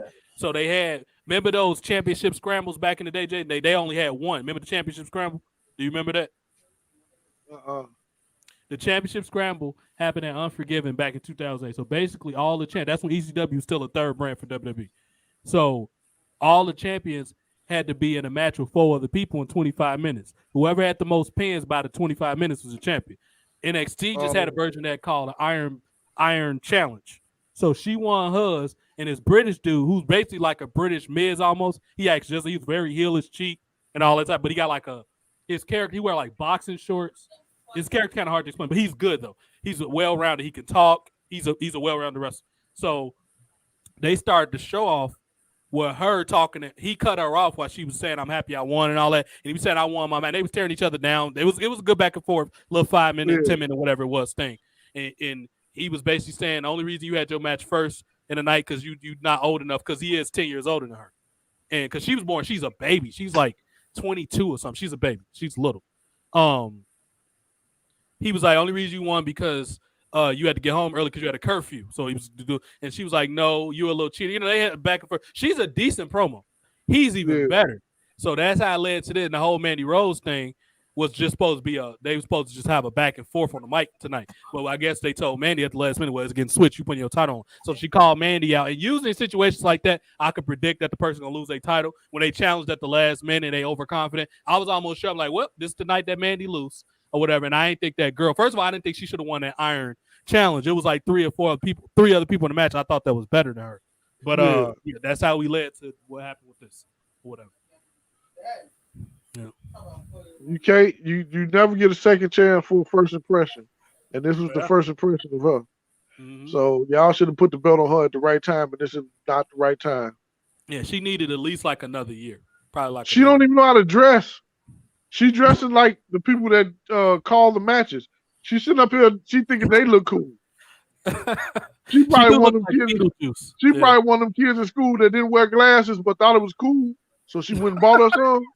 Look like the teacher. I like how Miss Finster dressed. I'm gonna dress like her. Wearing bloomers and stuff. That's a good point. Get out of here. Yeah. Get out of here. Well, to be fair, the WWE is that PG thing, so they do things a little differently, you know. So, You know what? Yeah. She looked like you know what she looked like, Jason? Beetlejuice. Just that looked like something Beetlejuice would wear. What she got on.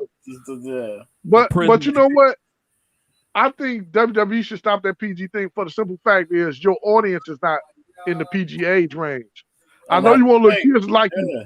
That's why when we was kids, you had your regular wrestling show, but then you had your wrestling cartoons. So if you really want to get the kids still involved, have your little PG Saturday shows, your Saturday night main event. There's a PG show, no cursing, no whatever. But make Monday Night Raw. And because you got what's the age that watch them 13 to 35, 45, whatever. 18 to 49. You in that age range, come on now. They don't want to see PG stuff. They past 13. So make your PG stuff for the kids, and because you still gonna sell, because they like your belts, they all shiny, and then make your some shows for the 18 to 45 or whatever the age limit you got as far as they go. And you know the crazy thing about it, Jason?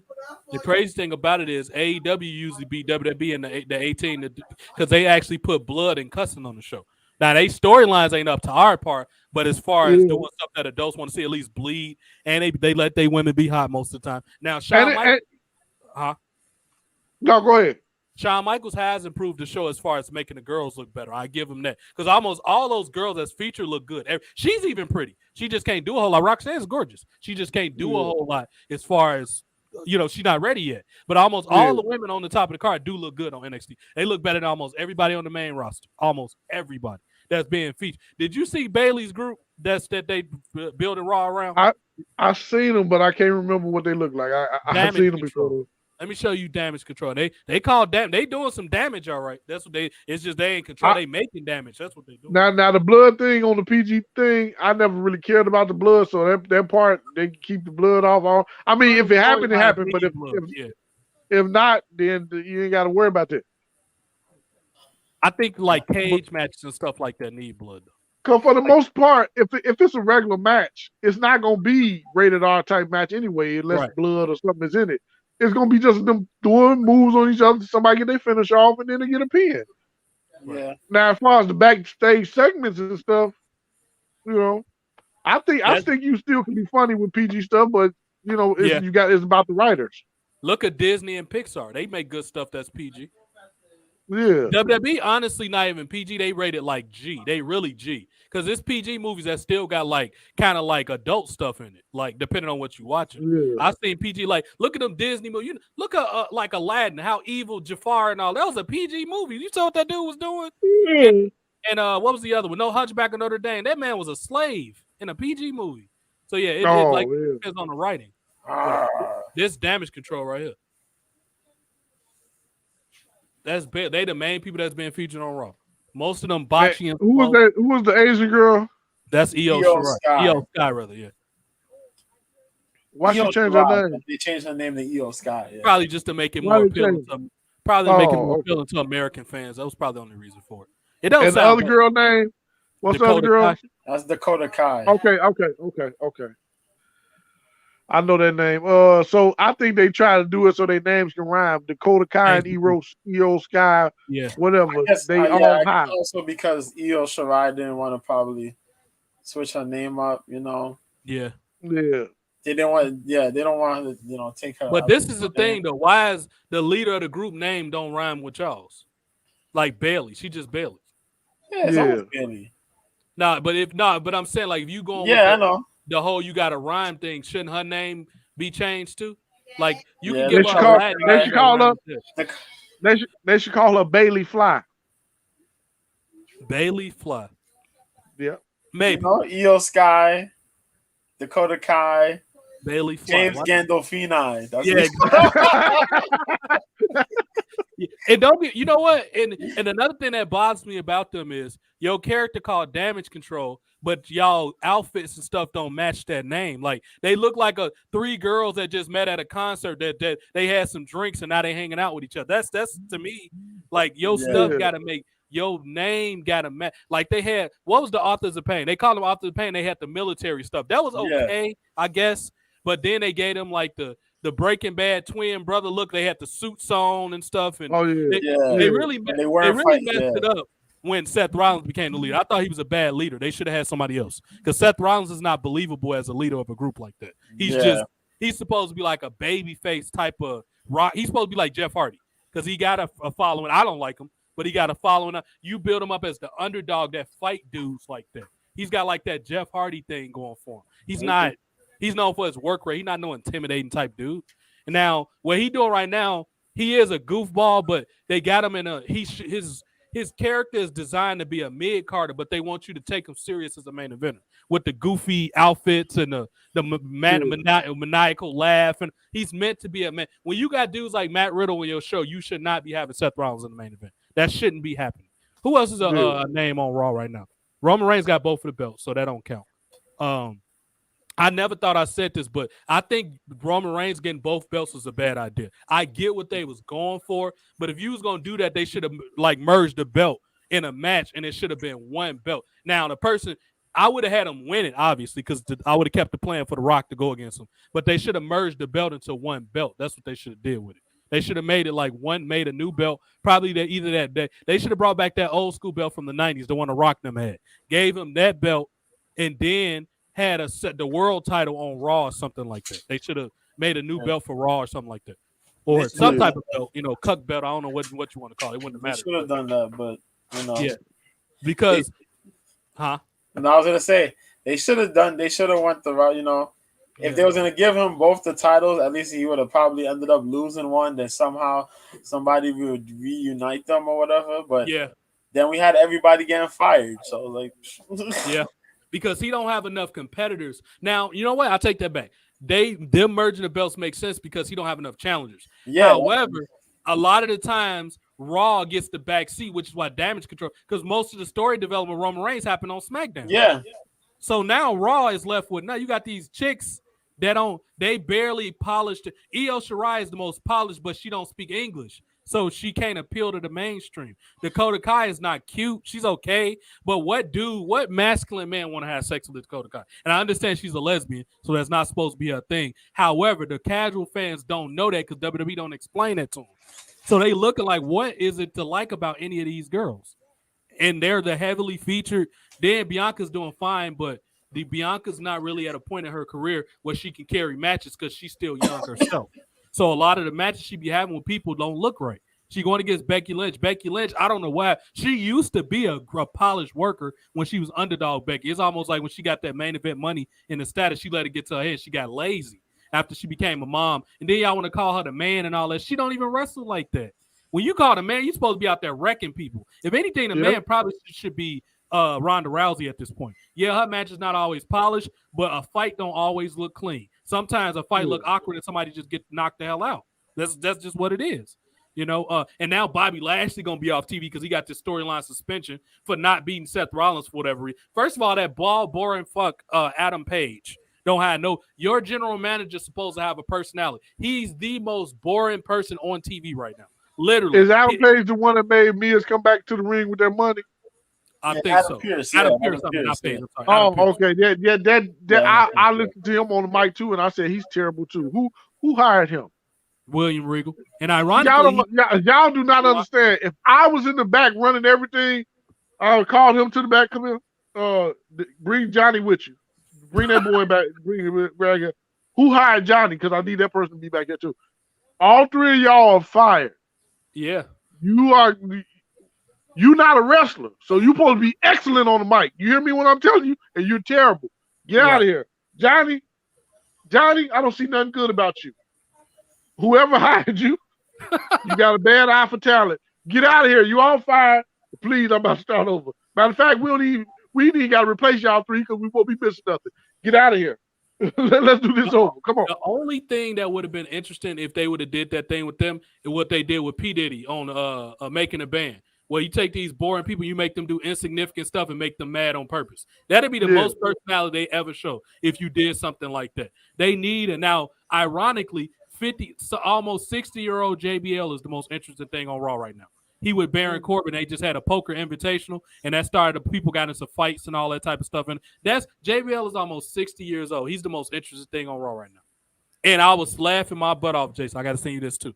He told when Dexter Loomis came back there with the money because the storyline is he took Miz money and now he got a job and he bought into the poker game. And JBL was like, "Why you got a purse?" Until you saw him dump all that money on the table, and then he was like, "You lucky because I was about to throw both of y'all out." And then he looked at Johnny Gargano again. He said, "I meant 1.5 for y'all." He's the only person that ever told Johnny Gargano that he's a little boy that don't deserve to be on TV. JBL was literally the only person that ever told him that. Everybody else talking about he the best person ever, and no, he need to be told that he need to go lift weights. When Adam Cole bigger than you, when he got spaghetti arms, that's a problem. Yeah. Jason's son bigger than you. Come on now. When you going through TSA and they think your belt is a toy, something's wrong with you. And this is Triple H think he the game though, right? You the game, but you can't hire properly. Get up out of here with that, man. Still calling this man the game. He ain't no game. If he a game, I ain't gonna buy it. I wouldn't buy it if it was free. The hell out of here with that bull crap. It was something else I wanted to tell. How is Jonathan Coachman still active and they don't got him as the man? Remember how much personality Jonathan Coachman had? Just shouldn't he be the guy that's in that peer spot? Yes. I would have had him come out. Yep, either him or who's got another person. Sonya Deville got more personality when she was a GM for a while. She got more personality than him.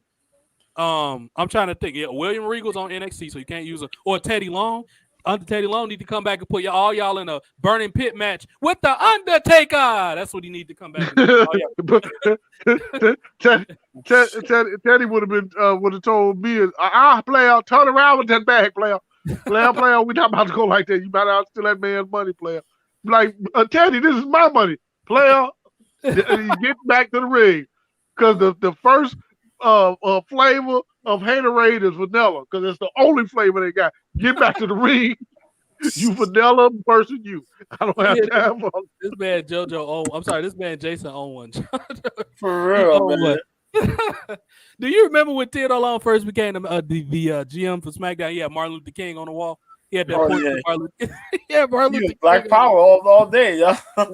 Holla, player. He always wear the oversized suits all the time.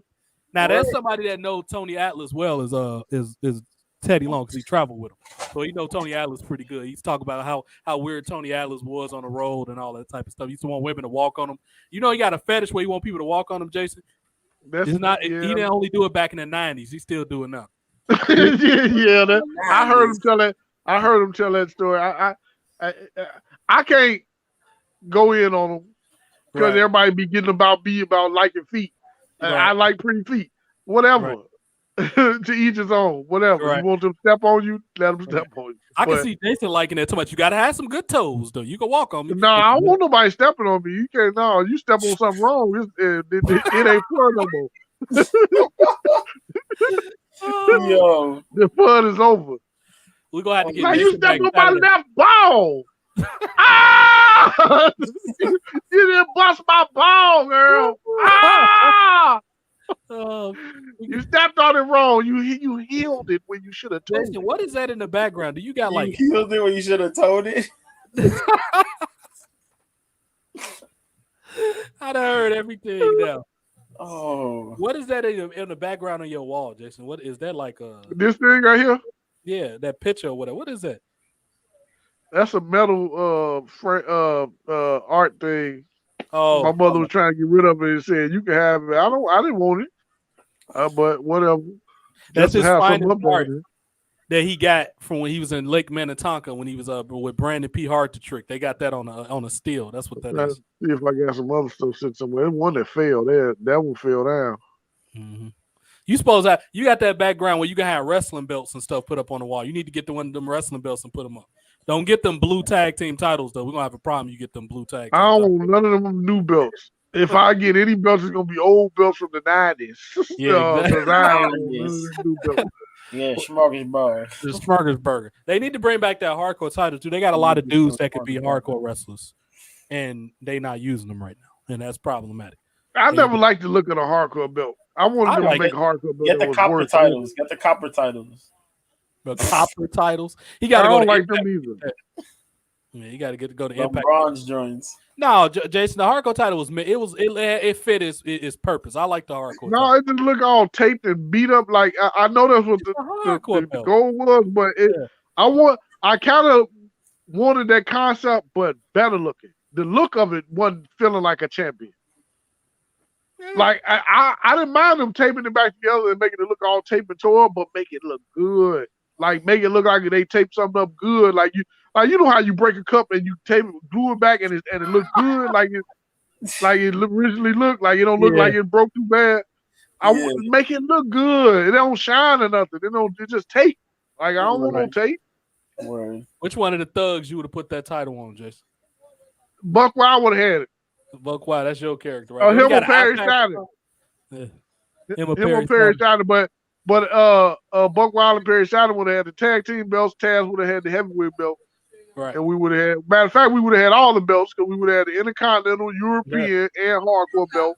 At the pay-per-view, we would have had more than one match because they would have made them fight everybody. We would have we whooping everybody today.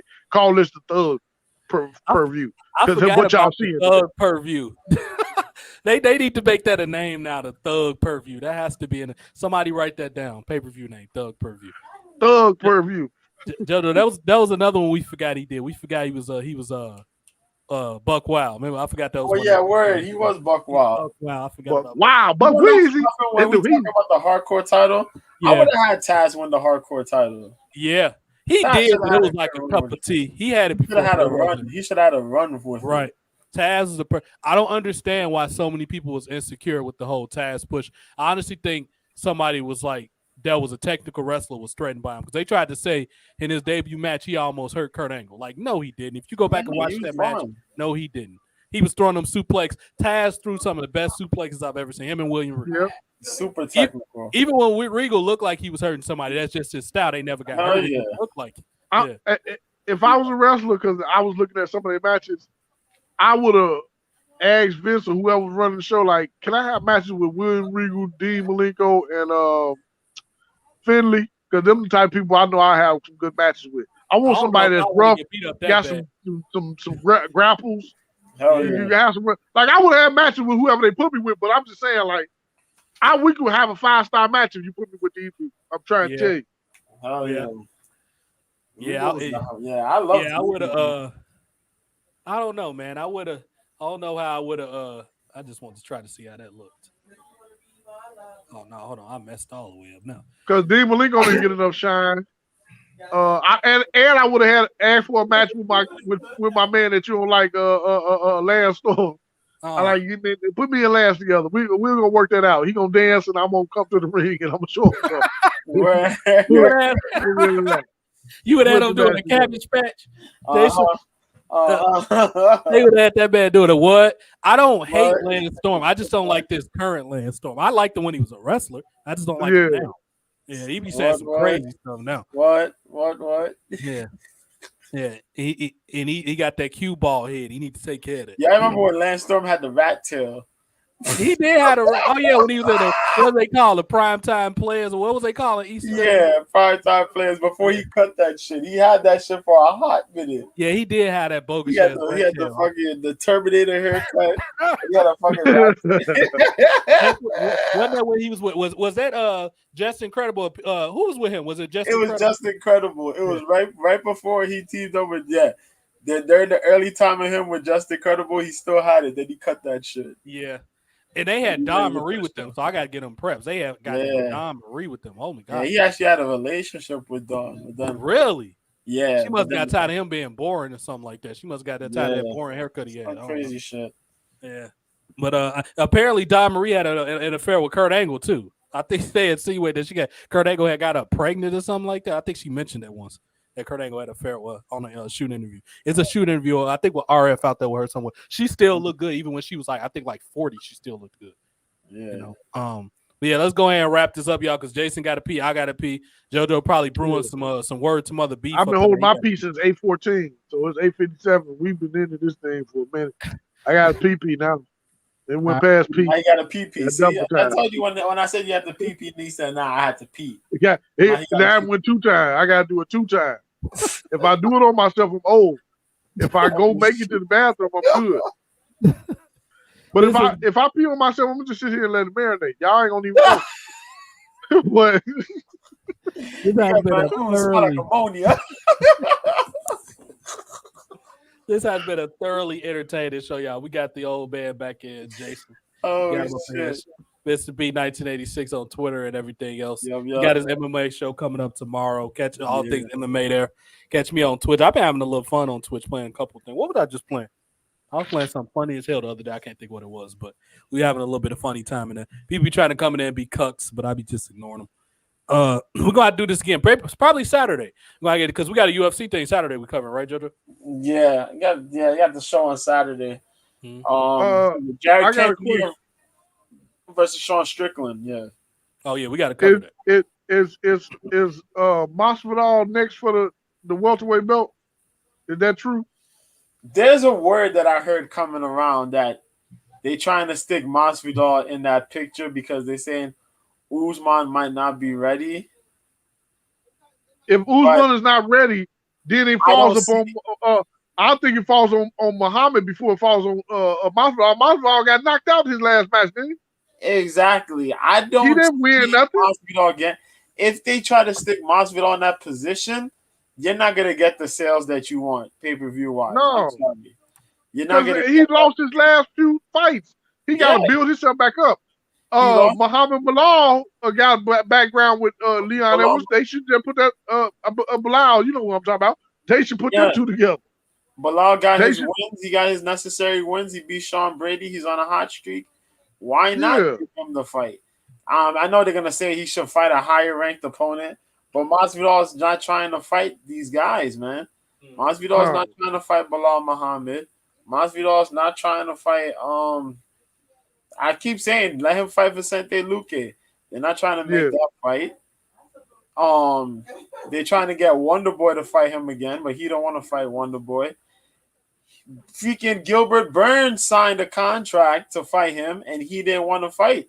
So, talking. I see him go. You deserve a title fight, but you're not fighting the top guys. No? Yeah, you ain't trying to fight nobody. And Leon Edwards went through the whole welterweight class, but you can't make. Come on, stop. Nah, man. Stop. That's why I root for Nick Diaz when they fought for that belt, that one bad belt. Exactly. The BMF title. What the fuck that mean? That don't mean shit. Exactly. That don't mean nothing.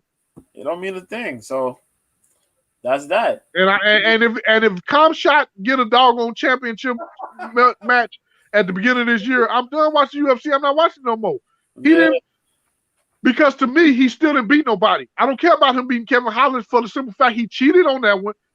Matter of fact, Kevin wasn't even preparing for you. It's so many tangible things that make that fight not acceptable to me. That win is not acceptable. Everybody like he ragdolled Kevin Holland. Kevin Holland wasn't prepared for no grappler like that. if Kevin Holland had been signed with him when they first announced the pay-per-view or whatever, he would have been practicing for a wrestler. He wasn't setting up for that fight with him. Yeah, he wasn't prepared for it. Kevin Holland was prepared to fight. Who was he fighting? He was supposed to be fighting Li Jingliang. Oh, okay. No. Yeah, wasn't he? I can't even remember the original setup. I can't even remember. Oh no! He was supposed to fight D-Rod. He was supposed to fight D-Rod. There you go. Okay. Allen was supposed to fight D-Rod. Because Nate was supposed to fight Hamzat. Yeah. And Tony Ferguson was supposed to fight Li Jingliang. So he was supposed to fight Rodriguez. And because of what happened, they put Holland with Hamzat. And they put Li Jingliang with D-Rod. And D-Rod was like 10 pounds heavier than Lee, which is fucking crazy, but that's a whole nother story in itself. Yeah. So and I like Kevin Holland. I ain't saying that his win against him don't mean nothing because Kevin Holland ain't a name. I just didn't like how they set it up. Kevin Holland said he was being a company man, and he said to the fight just so the pay-per-view can keep going. Yeah. It wasn't like he was wanting to do that fight because a lot of these fighters when they prepare, they know who they about to fight. If you about to fight a guy that's mainly striker, then I'm just like I'm gonna be worried about the stand up. Yeah, If I'm that's about to what fight he was somebody prepared who, for.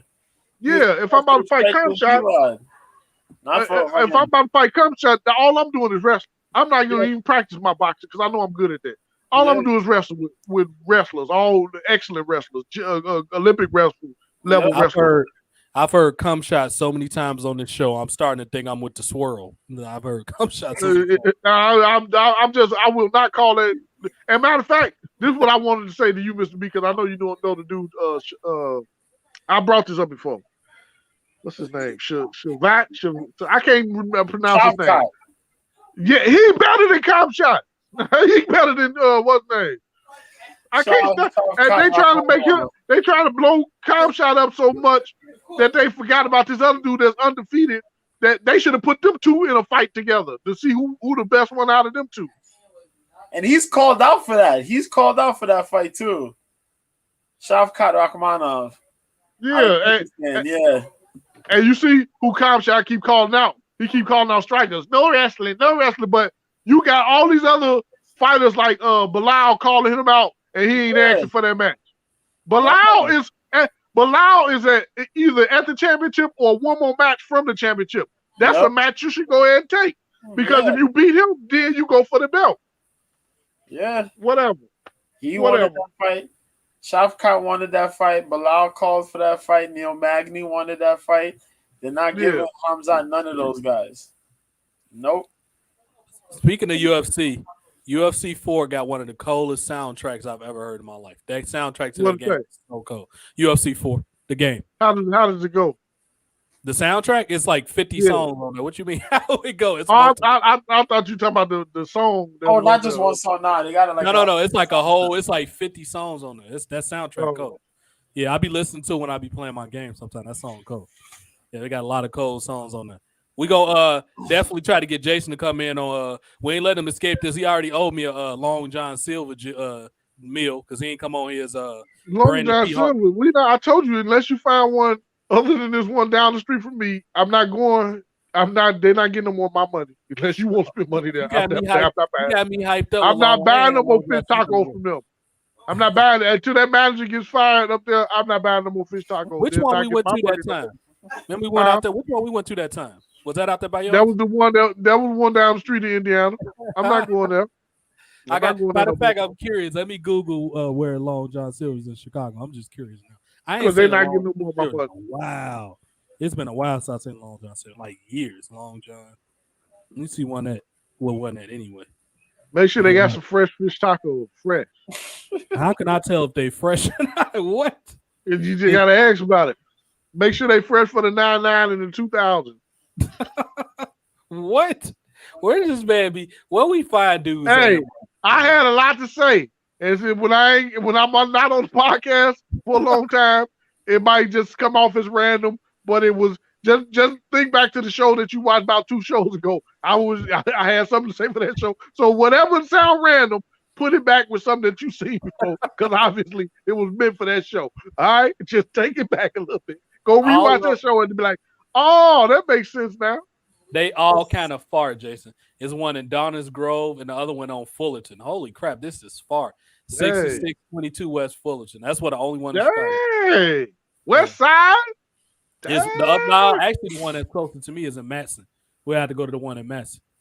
Matson? Oh. Matson ain't that far. That's like it's far enough. 25. That's Lincoln Highway. Yeah, 25, 30 minutes. That ain't that far. That is enough. 25, 30 minutes. That's most enough. of them in Indiana. I was just reading. They have mostly. It's only like 2-3 in Illinois. They all in Indiana. Yeah, I'm gonna have to call you, Jason. We got a couple things to. Yeah, I got on John Silver. Or what? How much long? What you got to do? Go tuck your kids. What you about to do when you get off here? I gotta take my kids to the and drop them off at the toilet. How that saying go?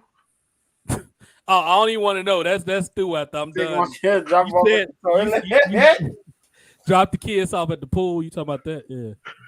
No, because that's boo boo. What you say when you gotta pee? Nah, that ain't boo boo. That drop kids off the pool is something else sexual. I gotta go water the plants, so you gotta go pee. Yeah. Oh, okay. I gotta go water yeah. I just want to congratulate you for getting me canceled, Jason. I'm pretty sure by now, from what you did to the LGBT community to the SJWs, we canceled after this show. We Let me tell canceled. y'all something about the alphabet people. What's that? Y'all trying to use the whole alphabet, but you're not gonna get it. All right, stop. They already you up should to have stopped at LGB. They already that's all you get. Forget that Q. What does Q mean anyway? That's your feelings. You gay. You know you queer because you feeling gay. We already know you Uzi. Stop, man. Y'all trying to use every doggone letter in the alphabet. We not about to let you take every letter out of the alphabet. And why y'all take the plus sign? Why y'all ain't taking the negative sign? Because y'all negative. You should have took the minus sign. We would have let you have it. Matter of fact, you can take the division because y'all need to provide some of that stuff that y'all doing. Y'all need to stop playing, okay? Understand this. We gonna get canceled tonight. Man's just leading the march. He's just leading the march. Like, hey, after this, he gonna give me a lifetime worth of Long John Silver. We got to go to Matson. I don't care what he said. Matson's a nice little neighborhood too. He gonna be calling me like, "Hey, Jay, we been off YouTube, StreamYard, Twitch, everybody that call me and tell me don't even make an account for them because we banned off everything." I warned y'all that this was gonna be a super plus episode, and it was. Usually when Jason's on, it is anyway. But Saturday gonna be much shorter. We might do maybe only 90 minutes on Saturday, about 90 minutes. Yeah, because I'll be having to pee. What you was saying, JoJo? If tonight's the last night I see y'all, man, it was good. Yeah, this is a good banger, to go out on right here. If I don't see you tomorrow, good afternoon, good evening, and good night. This was supposed to be about Mandy Rose, dang on it. Supposed to be about Mandy Rose. The winner, but speaking of winners coming in to wrap this up, they gave Mandy Rose the cold shoulder, and I think this is something WWE gonna look back if she's officially released, because she might not. We won't know if she don't come back at the Royal Rumble. We know she's officially released. If she's off TV that long, Mandy Rose is done. But I honestly think WWE is gonna reevaluate all of this backlash, and she's gonna get rehired. That's what I'm leaning toward. If she don't, I will say this: WWE is gonna. This is gonna be one of the biggest regrets they ever made in their life. The biggest regret. They're gonna regret this so much, so badly, because it's one thing for the three of us and a couple men that think she's attractive to say that y'all was wrong. But when you get the mob, the crazy SJWs, oh, y'all done after that. Y'all ain't gonna ever be able to do nothing sexual with a woman again. And y'all put that on y'all selves by overreact. At the very most, this probably should have been a suspension. They maybe should have suspended her for a month or something like that. Yeah. That should have been the end of it. I just don't understand them getting mad at somebody making side money when you ain't paying them. You not paying them, so don't worry about what they making extra. If they're making something extra, that means that's something that don't have to come out of your pocket. You don't necessarily have to give them a raise because they're making enough now. Right. You see what I'm saying? Yeah, so why are you getting mad at her? Now, if she using the name that y'all gave her, that y'all created for a character, then I can see that because y'all own the name. But if she just on there doing her thing and she uses her regular name or whatever may be the case, then let her make her money. What is the problem? Word. Right. You know. Look how long Paige was on the contract and she was making money with Twitch. I'm sorry, go ahead. Word. I was gonna say, shit, if Alundra Blaze threw a belt in the garbage, and Paige had her man, shoot, let off his load on that title. Yeah. Like, yo, and all that other stuff she did, and you still managed to keep her the contract and on the show. Yeah. And allow her to do Twitch and all that. Man, I don't know what to say. You want to argue Mandy Rose, but y'all did that. And y'all had Woods on tape. Right. Doing his thing with Paige, too. And said X-Man. Yeah. Mr. Maddox. Mr. Maddox, you know you. Yeah. And they let both of them are still there. They let the Usos use it in that battle rap when Wale they let them use it. But you got mad at Mandy Rose? That's crazy, man. That's crazy. And the executive, Triple H, the COO, Big Nose Man himself, even made a joke when he was in the interview that Paige might have some kids out there floating that might not be hers. You ain't remember when he said that? This was like 2 years ago or something like that. He actually said that. In the interview, crazy. he sarcastically made a joke that she might have some kids out there that she don't know. Because somebody asked a question about Paige, and he said something along those lines. Oh wow. The hypocrisy of the McMahons are all hypocrites, all of them. Every single Triple H, you're a McMahon too. Your big HGH nose ass is a McMahon too. He's a your roided up wife too. Your roided up gorilla of a wife. She's one too. But Jason, have you heard any interviews? Oh, no, interviews. Have you heard any of the latest podcasts me and JoJo was talking about? Because we pitched a CM Punk, AJ, and versus Triple H and Stephanie match. Did you hear any of the past interviews? No, I didn't hear that one. It was some sauce. It was some special special sauce on them, man. We had a lot of fun with those. And Talking now we're gonna start doing the winter is usually when we do the most content just because we're in the house. But y'all better enjoy this because the summertime coming. I'm gonna be out in the sun with the Mandy Rose bikini on. I'm gonna have all of the looms out. I ain't gonna have time for all that. I'm gonna be getting my tan on. I ain't gonna. I'm gonna get. They gonna like. You got a Mandy Rose bikini on. Yeah. I heard that too, but I was hoping that he was talking about he was gonna be with somebody with a Mandy Rose bikini on. I didn't know he was gonna be wearing it himself. I was trying to think he's going to go in the squirrel bathroom with the squirrel on the door. This the one.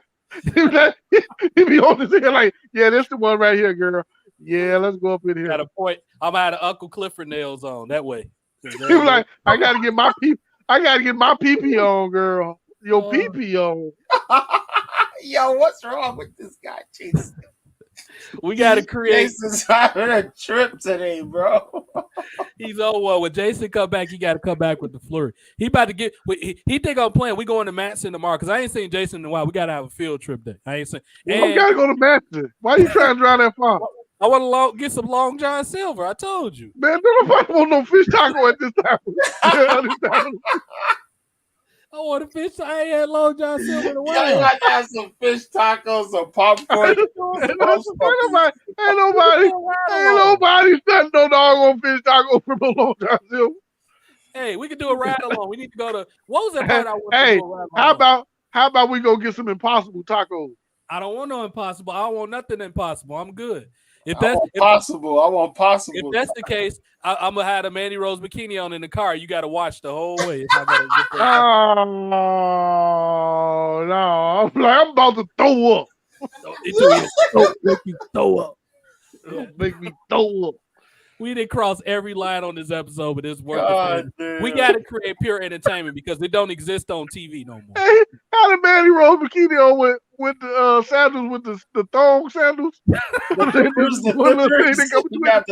thong. That's fast. It's funny because no man be dressed like that. That's fast. It's funny you say that because I got them on as I'm walking around the house. I got the thong. You in the house wrong. No. Hey, y'all gonna stop. But hey, my toes gotta breathe. Y'all gonna stop talking about my sandals. I'm not about to look like a typical Negro. So hold on. But did you talk about Stone Cold when he had them sandals on? Oh, well, that's Stone Cold. He the badass. He can't be wearing. Hey, he committed 2 fouls. He had the tight ass shorts on, and at least my shorts don't be that tight. He had the clearance J.C. Penney tight ass redneck jeans on with the. He can't be doing that. Can't be doing. Can you believe he had his whole career where he wore those damn tight ass shorts? Like, come on. When you got some money, you could at least put the John Cena shorts on. The khaki pole shorts on or something. Yeah, the cut shorts. Yeah, the cut shorts. Yeah, the cut shorts on. What? He had the ass piece of shorts on. Then he had on tight shorts and pants. He just like tight clothes. Remember he wore the jeans for a while, the long jeans? Them was tight. Them was so tight you could see the tobacco in his back pocket. He had like the dip tobacco in his back pocket. Yeah, him and Shawn Michaels, man. Shawn Michaels had the tied up shirts. He had the tied up the knot in the front. Yeah. Then he came out with the shit. What was the little glittery shit he used to wear on his gear with the zipper? Or whatever? Yeah. He had the Chippendale shorts. So remember Randy Orton had the ass chap pants on, making fun of Shawn Michaels. Oh my God! No. They came out with the butt out jeans on. Yeah. Triple H, you out here talking about we getting rid of Mandy Rose when you had sex with a dead body in a coffin, talking about Katie Vick. Oh my God. Oh my God! Do you remember that Triple H had sex with Katie Vick? Yeah, I remember that. I never got that storyline. I said, why? The most out of line, out of pocket storyline ever. That was OC. We're gonna go ahead and wrap it up. Jason think I'm playing. We taking a trip to get some food tomorrow on Jason's dime. I gotta pee. We're going to get some food tomorrow. Stay available. I'm gonna call you in the next hour, Negro. You stay available. I gotta pee. It'll take you no hour to pee. It might. The way I held this pee, I'll be at the toilet. Like, the one that's been holding us up there talking about the swirl and yo, I was trying to get it 45 minutes ago. Huh? He really held that shit, though. He's holding I can't help it. It popped up on my mind as soon as y'all about to cut it off. I'm like, hold on, I gotta say something else. Let me say this motherfucker. We got Jason's judgment. We was gonna be done after that. He wanted to talk about the swirl and all this craziness that's going on out here. But we got to get out pure entertainment. I can't help it. Swirl bathroom should be a thing. We got to get out these transgender men out here beating all these women in sports. Talking about, so we should be a part of it. It's not fair for us not to play. You up here knocking these women senseless. They don't even know what they is no more. They think they fish now. Yeah, stop playing, man. Come on, man. Get out of here. They out here cutting promos like Floyd Mayweather on Family Guy after they got beat up by the men. All right, y'all, we're going to go ahead and wrap it up. We'll be back on Saturday with UFC. We probably going to have no wrestling to talk about unless something spectacular happen on SmackDown, but I doubt it. Right. We'll be back Saturday night to discuss more. I'm going to drag Jason on if I got to. And he going to have on the outfit that I got him. I got him an outfit from Banana Republic he got to wear. Go put that on. And y'all, we're going to catch y'all, man. It was fun getting y'all entertainment because it's terrible on TV. Ain't nothing. I ain't been happy to see a movie all year. I couldn't even tell you the last time I saw a movie. Because I was done after Jordan Peele woke Nope or whatever that I was done after that. I didn't want to see. I'm watching all old shows. My father wanted me to go see Avatar. I said I don't want to see that movie. Is out already? Yeah, it came out it's today. Let's go see Avatar, Jason. I don't want to see that movie. Why is you done? I'm not about to pay my money to go see that movie. I'm not about to do that. I'm not about to do that. We can go to a matinee. No. I'm not even gonna let you use your money to go see it. I don't want to see it. Well, Jay, now we're gonna find a bootleg man. A bootleg man. Well, Jay, let's go get a fish taco and watch Avatar. I ain't had Long John Silver in a while. You gotta be one Long John Silver now. I ain't had it. I'm gonna be there do my fish taco at the screen. Like, you got another. I remember when we went and they gave me that little ass cup of rice. I was mad as hell. That little old baby. I'm a grown ass man. They gave me that little cup of rice. 215 pounds. Gonna give me that little ass cup of rice. I want to hurt them people. Jason handed me that. He was like, "Oh, this is your side." I'm like, "What's this?" That little ass scoop of prison rice they put up in there. I was mad as hell. I'm like, what the fuck? I was 200 pounds. You're gonna give me this little bit of rice. I was so mad. Yeah. Yo. Like I was on punishment or something like that. They gave me the little people. They just trying to watch. They trying to watch your carb intake. Nah, they don't want. That's my job, not theirs. Don't give me that little ass cup of rice. Then it was salty on top of that. Like, oh, y'all bogus. All right, y'all, let's go ahead and get out of here. Jason got to pee. I got to eat. JoJo got to eat and pee. So, Brian, hold the butter. Word to your mother, man. Word. Jason, stay Word to your mother. Beef coming out soon. We'll have our burgers. We'll be better than everybody. Stay available. I'm 5 minutes. I'm gonna not in 5 minutes, but the conversation. And we're not gonna have no impossible burgers. We're gonna have possible burgers. Yeah, we're gonna have the good stuff. Yeah. Anything.